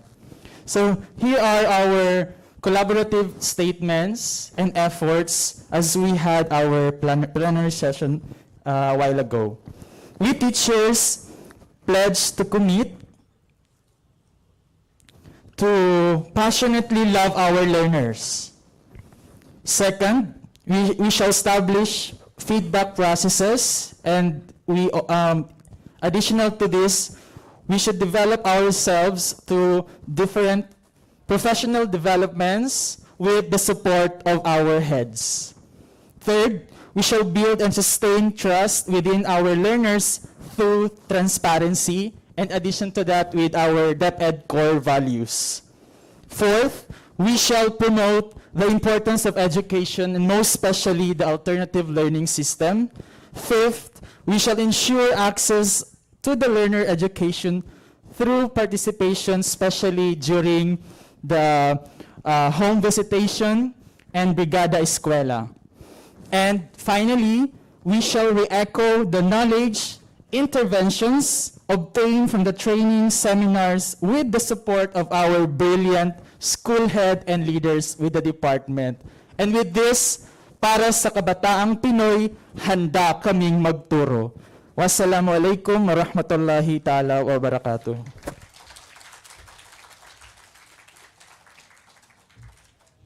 Thank you, sir. Maraming salamat po. At sa representative din ng yung ating school heads at teachers, salamat po.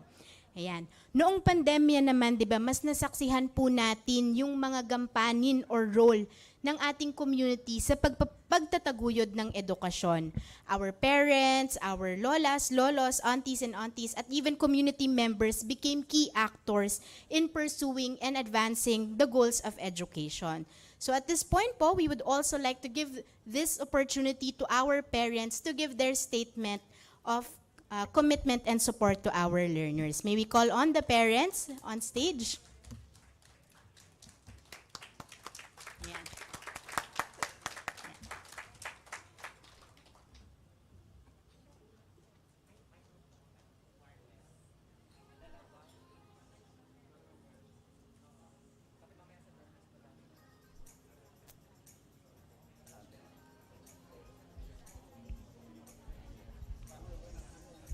Okay? Ayan, tinatawagan po natin ng ating mga magulang na pumunta po sa ating stage.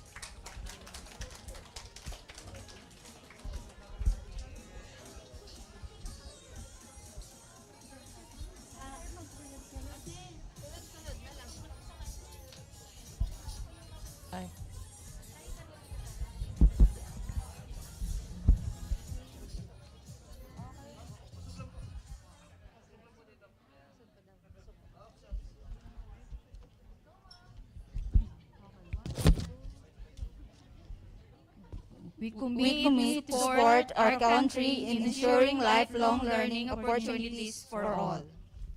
Ikarimi nga adda nataraken ken mga aywan kadagiti anak mi, babaen ti panang busbus iti ado a panawen, addaan iti silulukat a komunikasyon, tapno adda a maawatan ken maitid dagiti kasapulanda agraman ti psychological a suporta.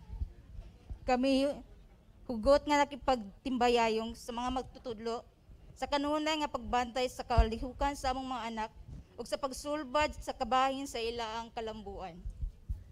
Nangangako kaming patuloy na susuportahan ang pagtuturo ng mga pagpapahalaga, disiplina at pagsasarili at pagpapaunlad ng mga kasanayan sa sosyo-emosyonal at praktikal na mga kasanayan na maaaring magamit sa kanilang pang-araw-araw na gawain at paggawa ng desisyon. Mapteng ja ikaw son si kayon emin. Pian min esyanon suportami son a anak. January afidja kasapulan para sipan asyalan siya. Enges tungo ni kapamilya ja siya. We commit to be more active in participating school activities and decision makings in whatever form we can contribute. Thank you. Thank you po.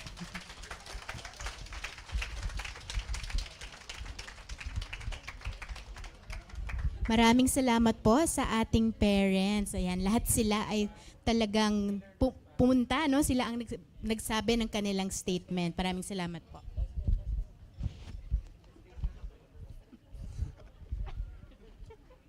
Ayan, ang cute ng mga parents natin. Ulit palakpakan po natin yung mga magulang na nagbigay ng kanilang statement of support sa kagawaran. At ngayon naman po, no, huli man, 'di ba? Huli man, pero pinaka-importante sa lahat, iniimbitahan din po natin or namin ang sa pagtitipon ngayon ang pinakamahalagang stakeholders natin. Siyempre, yan ay ang ating mga learners, ang ating youth, ang kabataan. So may we invite our learners on stage to give their statement to education. Ayan, mukhang hindi rin magpapatalo ang mga kabataan. Prepared po sila. Tawagan po natin ang ating mga learners and youth.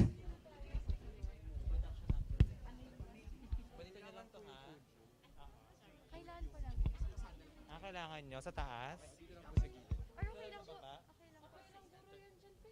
Sige, yung first.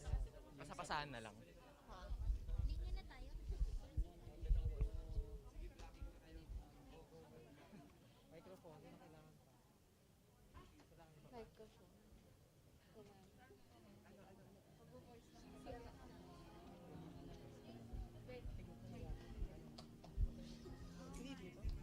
Sa podium. Sige, blocking. For the go.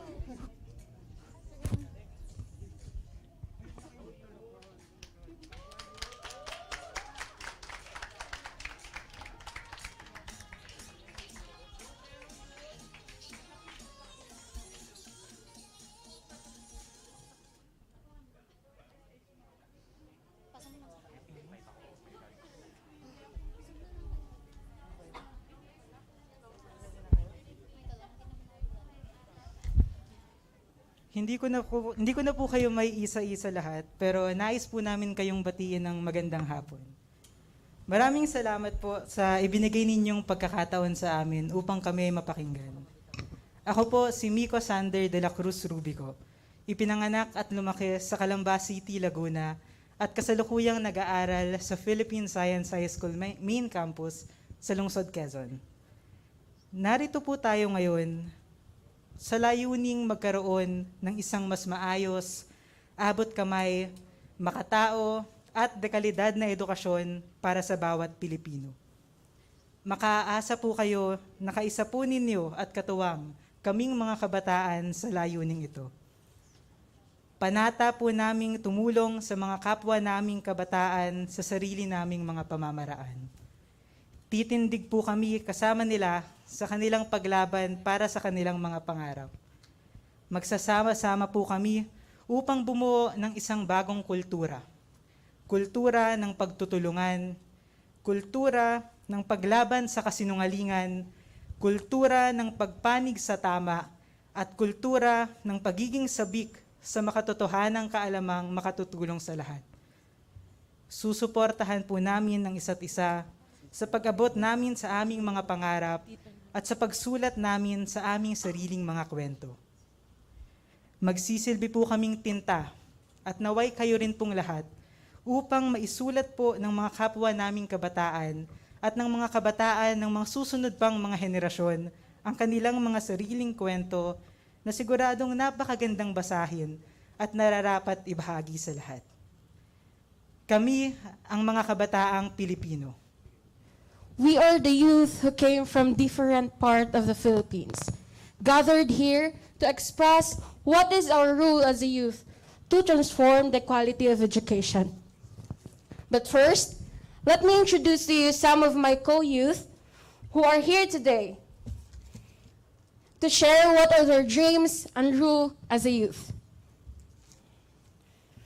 From the Coco land of the Philippines, Za, Misamis Occidental. My dream profession is to become an anchor woman, to be the voice of the taong bayan, and I believe that every Filipino learners deserve to be heard.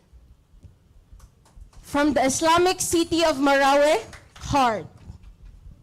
My dream profession is to be a lawyer, to be the voice of the Bangsamoro children, not just their voice but also their ear. I will fight for every Filipino child's educational right. From the home of the dreamers, Davao Oriental, Quezea. My dream profession is to become a lawyer because I believe that being a lawyer means fighting for what is right and serve as protection of those person who's being oppressed, and justice is for everyone. From the Queen City of Cebu, Rose. My dream profession is to be a nurse because every learners must be healthy in order for them to be focused on their studies. It also has a high rate of contribution toward reaching their dreams. Thank you. From the southernmost province of the Philippines, Tawi-Tawi Province, Norma Hadi. Okay. Hi everyone. My dream profession po is to become a teacher.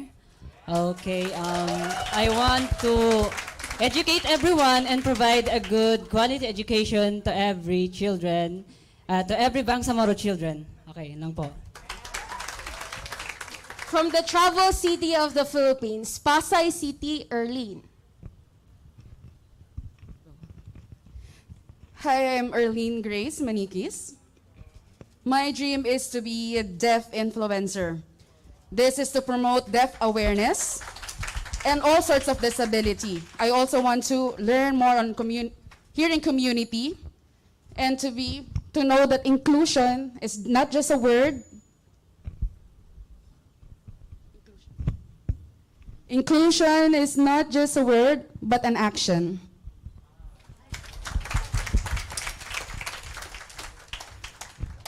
From the melting pot of Central Luzon, Tarlac Province, Luis. Hello po. Hi lang. My dream profession po is to become a lawyer. Because I want to protect the right of every citizen in this country, especially the students. And as well as, I want to be the bridge to those marginalized and unheard part of the society. From Davao Oriental, where the sunrise becomes the sweetest smile. Micah. Hi. My dream profession is to become a certified public accountant. In this job, we balance numbers. In real life, we balance responsibilities. I believe that students mustn't handle both finance and learning. My goal is to promote educational equality. Okay. From the capital city of Barm, Cotabato City, Sally.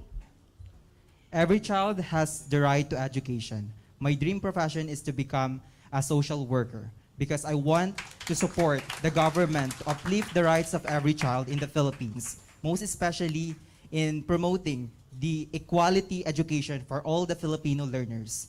Hashtag no Filipino children is left behind. From the landlocked province in the Philippines, Quirino Province, Ian. Naimbagal daw tayo amin. My dream profession is to be teacher for me to help and educate the young minds of every Filipino learners. Okay. And lastly, from the city of beautiful people and the capital of pineapple plantation, Ormoc City. Me, myself, and I, Marian Espinosa. At ang dami na lang lawyer, so my dream profession is to become a lawyer also. Because for me, my role as a youth is not just to voice out, advocate, and inspire my co-youth, but also to help, encourage every individual to know their rights and voice out what they want to fight. Thank you.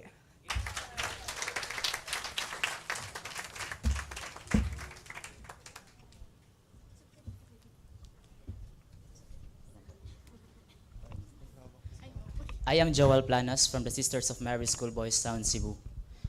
All of us, the youth of this country, deserve to have a safe and accessible education regardless of our status in life. Living in a slum area made me witness the cruelty of poverty in every aspect of a poor child.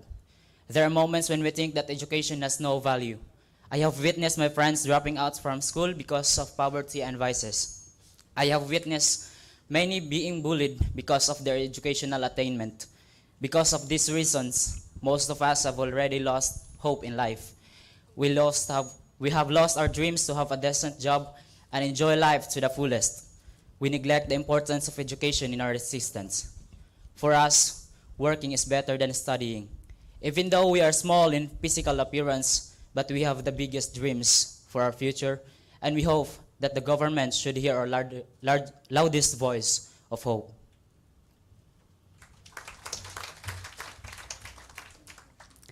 Hello everyone, my name is Gian Francine Lampaz, your future attorney. Yes, and I am from Baguio City, the Regional Federation SSG President of Cordillera Administrative Region. As the chosen representatives of our regions, we call that despite all our differences, we want change, and we want to be part of the change. In the middle of an educational crisis, we encourage everyone to recalibrate our ideologies once more. A lot of social ills are plaguing our nation, and this needs to be addressed. However, we must embrace the fact that no single hand can successfully come to grips with it without the fingers of our countrymen.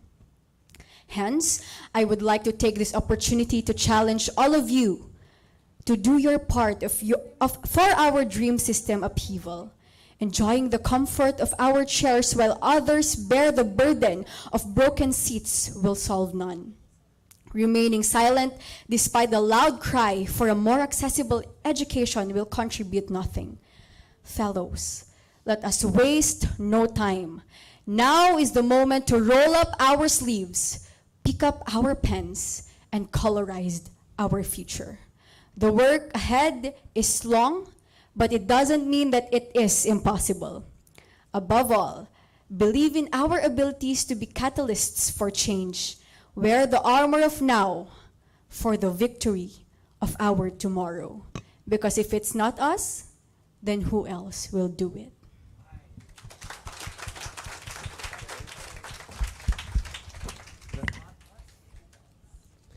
Good afternoon. Good afternoon, everyone. I am RJ Mulimbayan Reyes, the Regional Federation President of the Regional Federation of Supreme Student Government of Region 4A, Calabarzon. I am your future dermatologist in the house.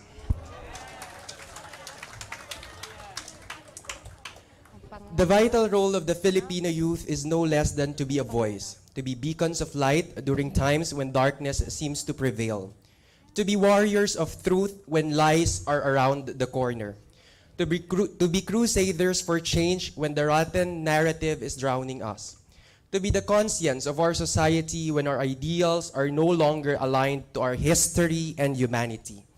And these we commit to embody down to our respective graves. To the United Nations and to the Department of Education, it is with immense pride that we present this manifesto to you. On behalf of the 27,560,661 Filipino students under the auspices of the Department of Education of the Philippines, I extend our fervent prayer for your continuous support in the causes we believe in. This manifesto, more than a piece of paper, is a journal of our collective dreams and commitments for the transformation of academic systems around the globe. May this serve as a shining testament that our dreams as Filipinos are only as strong as our eagerness to fight for it, to guard it, and to defend it. Let us draw inspiration from the faces of one another, especially those at the fringes of our education system, to keep on marching no matter how far the destination is. When the going gets tough, let us go back and recall our dreams so it may fuel our engines once again. Fellow youth, the final bastion of democracy is in our hands. Let's transform our education system for the better so it may work for the last, the least, and the lost. Tuloy lang sa pagtindig, isama sa pangarap ang dakilang bulwagan ng kaalaman, ang ating edukasyon. At this point, allow me to quote a powerful sentiment I heard just lately. Not all battles are fought for victory. Some are fought simply to tell the world that someone was there on the battlefield. End of quote. Kabataang Pilipino, patuloy tayong lumaban at mangarap dahil Ang pangarap ay pangarap ng bawat isang Pilipino. maraming salamat po.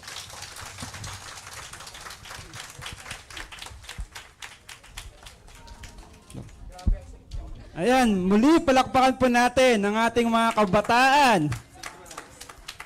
Pagpupugay sa lahat ng kabataan. Ang galing-galing naman ng ating youth, nakakatuwa.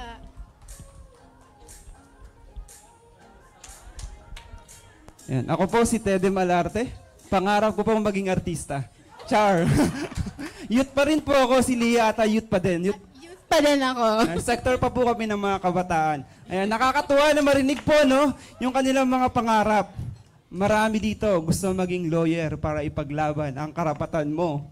Yes, karapatan mo. Tama, marami din gustong maging teacher para mas maturuan pa ang kabataang Pilipino. Ang galing naman. Ayan. Nakakatuwa to them, no, that opportunities like this make us see and realize that education is not just the responsibility of the government, but this is a shared responsibility of learners alike, parents, teachers, community, and we are not mere receivers, but we ourselves can drive education. Tama ka dyan, Lia. At tulad ng naging mensahe natin sa Paris, education is not the sole and inclusive responsibility of the ministries of education. It is the responsibility of society, of local governments, of parents, of communities, and all those who believe that our learners deserve the future that they want. Ngayon naman po, kanina while ongoing po yung ating event, ay si Sir Kiko Miranda, live po na gumagawa ng ating mga graphics and creatives. Palakpakan naman po natin si Sir Kiko. Sir Kiko, may you please stand so we can acknowledge you? Ayan, si Sir Kiko, as we discussed maghapon, no, gumagawa po siya ng graphic art para sa atin, encapsulating yung mga napag-usapan natin. So ayan, sabi ng youth, I will accept the hearing community but the hearing should also accept the deaf. Oh, isa rin magandang nakita natin doon sa bandang upper right side, yung focus on the mental health of youth. Importante ito lalong-lalo na nung nagkaroon ng pandemya, maraming nagkaroon ng issue tungkol sa kanilang mental health. Isa to sa dapat tutukan ng ating kagawaran. At isa din sa important message na naibahagi kanina, ito on our upper left side, we are the agents of hope to inspire those who are losing hope. Ang ganda naman yan. Maraming salamat, Sir Kiko. Ayan, para po sa iba pang mga artworks, si Sir Kiko Miranda, nakapost po doon yung ating poster, graphics, at may mga live presentation po dyan sa gilid. Yes, kasama din po si Sir Kiko during the BARM consultation. So yung mga artworks po nakikita nyo at the back part of our hall were also created by Sir Kiko. Maraming salamat, Sir Kiko.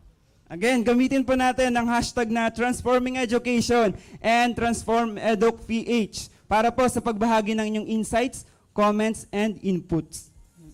Okay. All right. So at this point, we are reaching the end of our convergence. So we've already heard from our different partners, our different stakeholders, the learners, teachers, and parents. So at this point, we would like to call UNICEF Philippines and the Department of Education to give their statement. To give the first closing statement, may we call on Mr. Bezad Nobari, the Deputy Representative for Programs of UNICEF Philippines.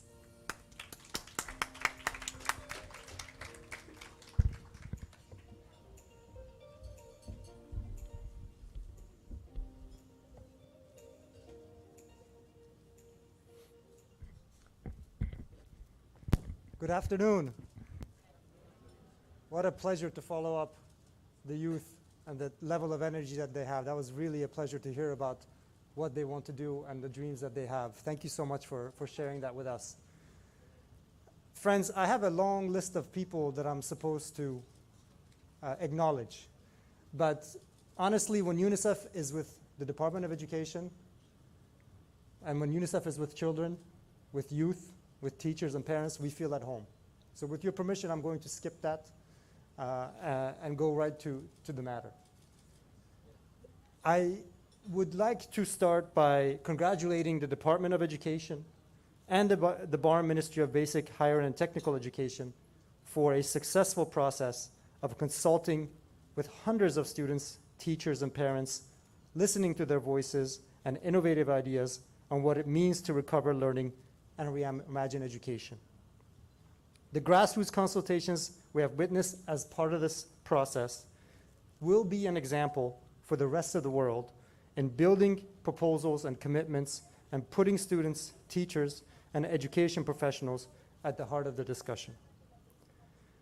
The voice and the meaningful participation of children, parents, education partners are shining examples and key in developing a shared vision of how to transform education. I personally have had the pleasure and the honor of being a teacher in rural West Africa when I started my career many, many years ago. My personal experience allowed me to better understand how holistic the process of education is and how immense the challenges can be. Every child has the right to learn. This has been the battle cry of UNICEF and education advocates around the world, and it's in our mandate to work with the governments and organizations in the education sector so every child receives quality education.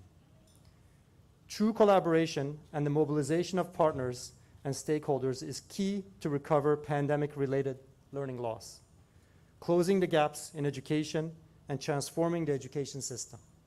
After all, the education of children is a social responsibility. It is a shared priority in every society. We at UNICEF are honored and proud to have supported the Department of Education in conducting the consultations.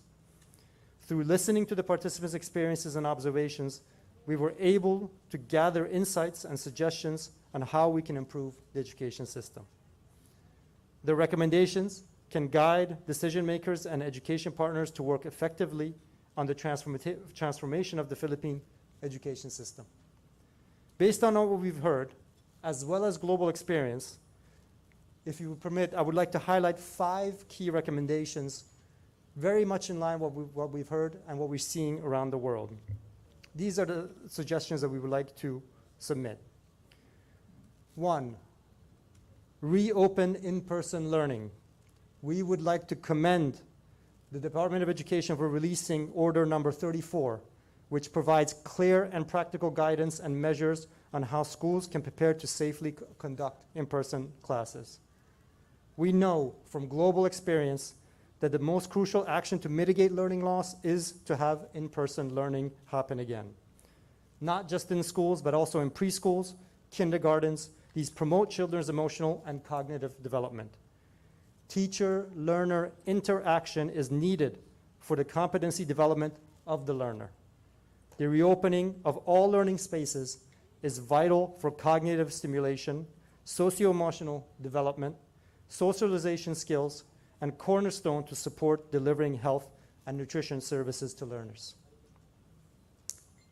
Number 2, assess learning levels and implement remedial programs. Basic reading and math skills are the foundation for all learning. But even before the pandemic, as we all know, many 10-year-olds in the Philippines could not read or understand a simple story.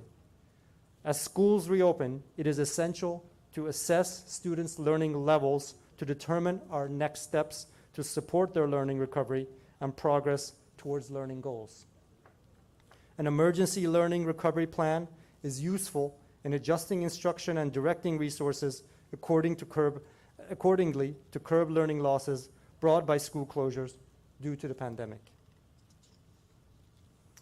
Thirdly, elevate the teaching profession. It is high time we advance excellence in teaching and school leadership through high-quality, job-embedded professional development for teachers and administrators, shaped by and responsive to the actual needs of students and schools. Corresponding investments to teachers resulting in increased compensation, benefits, and protection will drive motivation, recognition of teaching personnel, and attractiveness of the profession. Number 4, close the digital divide. School closures due to the pandemic exacerbated the gap in digital learning. Children and young people are ready, as we've heard, for digital learning programs.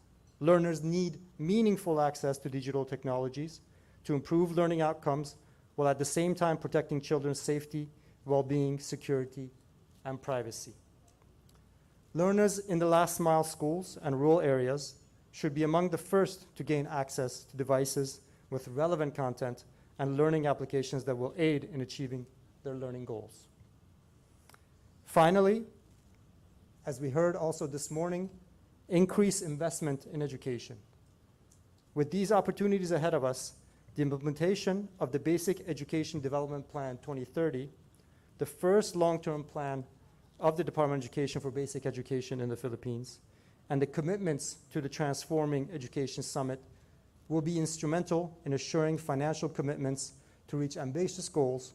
Specifically, we would recommend reaching the 6% GDP by 2030, 6% of the GDP of the country to be dedicated to education. We suggest in increments of 0.5% going forward annually, as well as covering at least 20% of the national budget. In addition, we would humbly suggest allocating 10% of education budget to early childhood education, and, as Gustavo mentioned this morning, increase special education funds share from 1% to at least 2% at the municipal level. As we move forward, let us reconfirm our commitment to reach the most excluded, the most vulnerable, and the most disadvantaged first. Let's ensure that children that have dropped out, children with disabilities, indigenous children, pregnant teenagers, rural students, and young learners in child development centers will be among the first to benefit from the programs and the services aimed at improving the current education system. The series of national and grassroots consultations and these convergence events are true benchmarks in a global pursuit for better education. They are just the beginning of an exciting process. There's work to be done, but we know that our children, educators, decision makers, and parents are ready to act, to regain learning, and to build on long and deep-rooted tradition of education in the Philippines for the future knowledge and skills that are needed for the nation to thrive. It is not just a commitment, it is a common purpose. Quality education for every child in the Philippines. Maraming salamat po.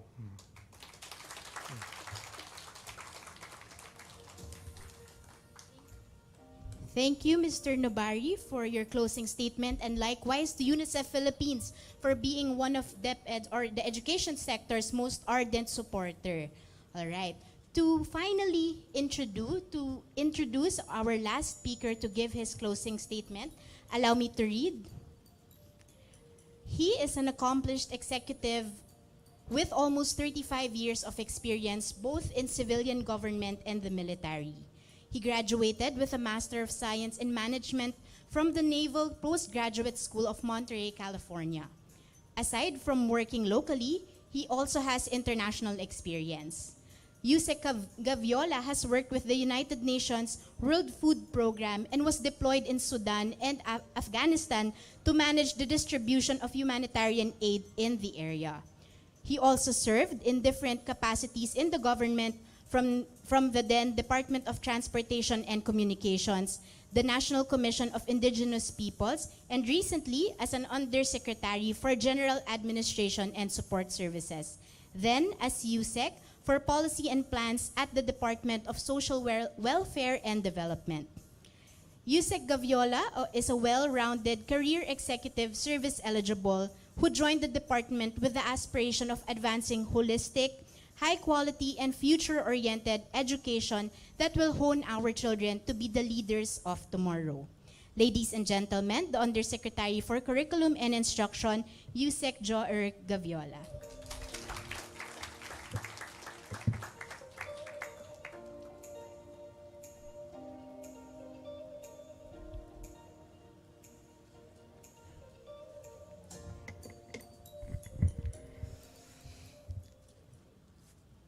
Hayaang umpisahan at sambitin ang huling pananalita sa paggamit ng ating mahal na pambansang wika.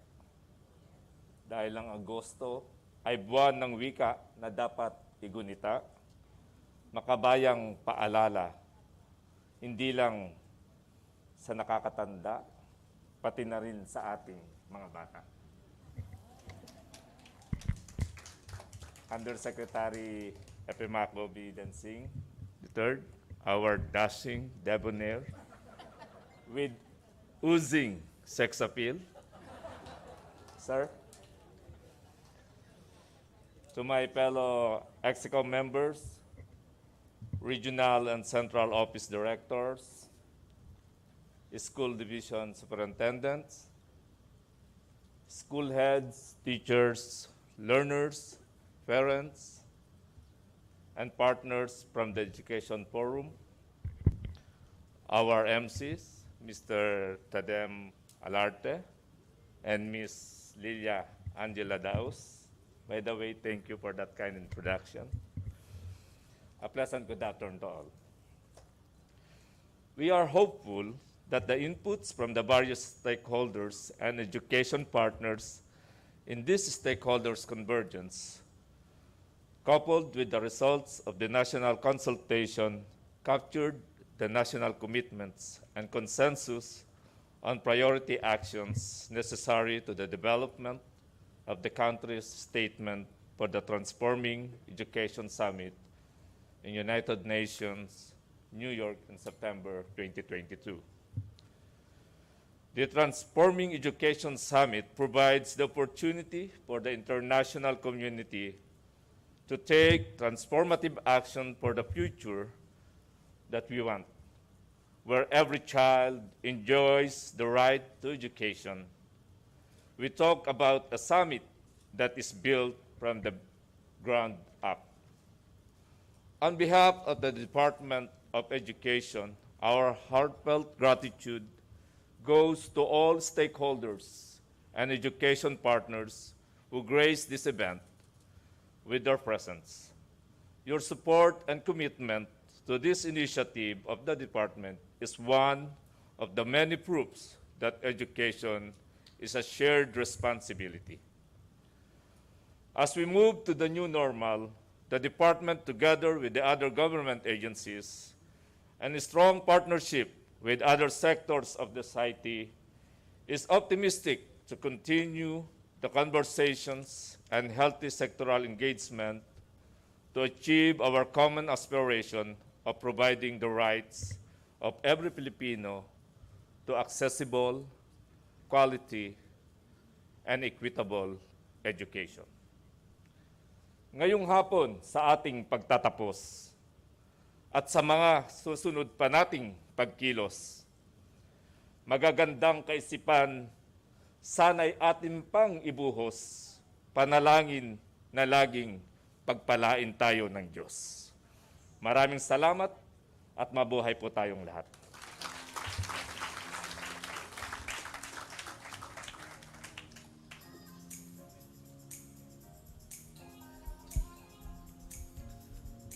Maraming salamat po sa ating Undersecretary ng Curriculum and Instruction, Yosek Joer Gabiola. Ayan. Reminder for our EXECO members and our UN residents and coordinators to stay here before we formally end our program for the photo op later. But for now, before we formally end the event for today, we would like to remind you for some admin reminders. Okay, we have here our QR code for our activity evaluation form. Ay sagutan po natin yan para po patuloy tayo na mag-improve sa ating mga ginagawang activities sa DepEd. Gamitin po natin kung may extra device tayo to scan the QR code or puntahan po natin yung bit.ly feedback TES 0805-2022. Of course, we would like to thank you all for your active participation. Especially would like to thank our partners from UNICEF. Of course, our partners from DepEd PAS-PD. Nandyan po. Siyempre, our partners from the Philippine School for the Deaf, especially our Filipino Sign Language interpreters. Ayan, si ma'am, kanina pa po maghapon at yung mga kasamahan niya na nag-interpret sa atin ngayon dito. And ngayong araw po, hindi po dito nagtatapos yung ating engagement. Patuloy po tayo, sama-sama at magkakaroon ng engagement para i-transform yung education sa Pilipinas. And before we end, tawagan ko ang aking partner muli dito sa stage at i-end na po natin ang ating program proper. The conversation does not end here, it only begins here. Let us continue po transforming education as we go about our ways today, tomorrow, at sa mga susunod na araw. Ayan. Again, this has been the Stakeholders Convergence for the TES 2022. I am Leah Daos. At ako po si Tede Malarte. Maraming salamat po sa inyo at magandang hapon po. Also, salamat po sa ating SDS Pasig for hosting the event po natin ngayong araw. Kay SDS Evalo Concepcion Agustin. Maraming salamat po, ma'am. Thank you po, ma'am. You may all now proceed. If you would like a photo, you may use this stage po for our photo op. We also have a photo wall outside our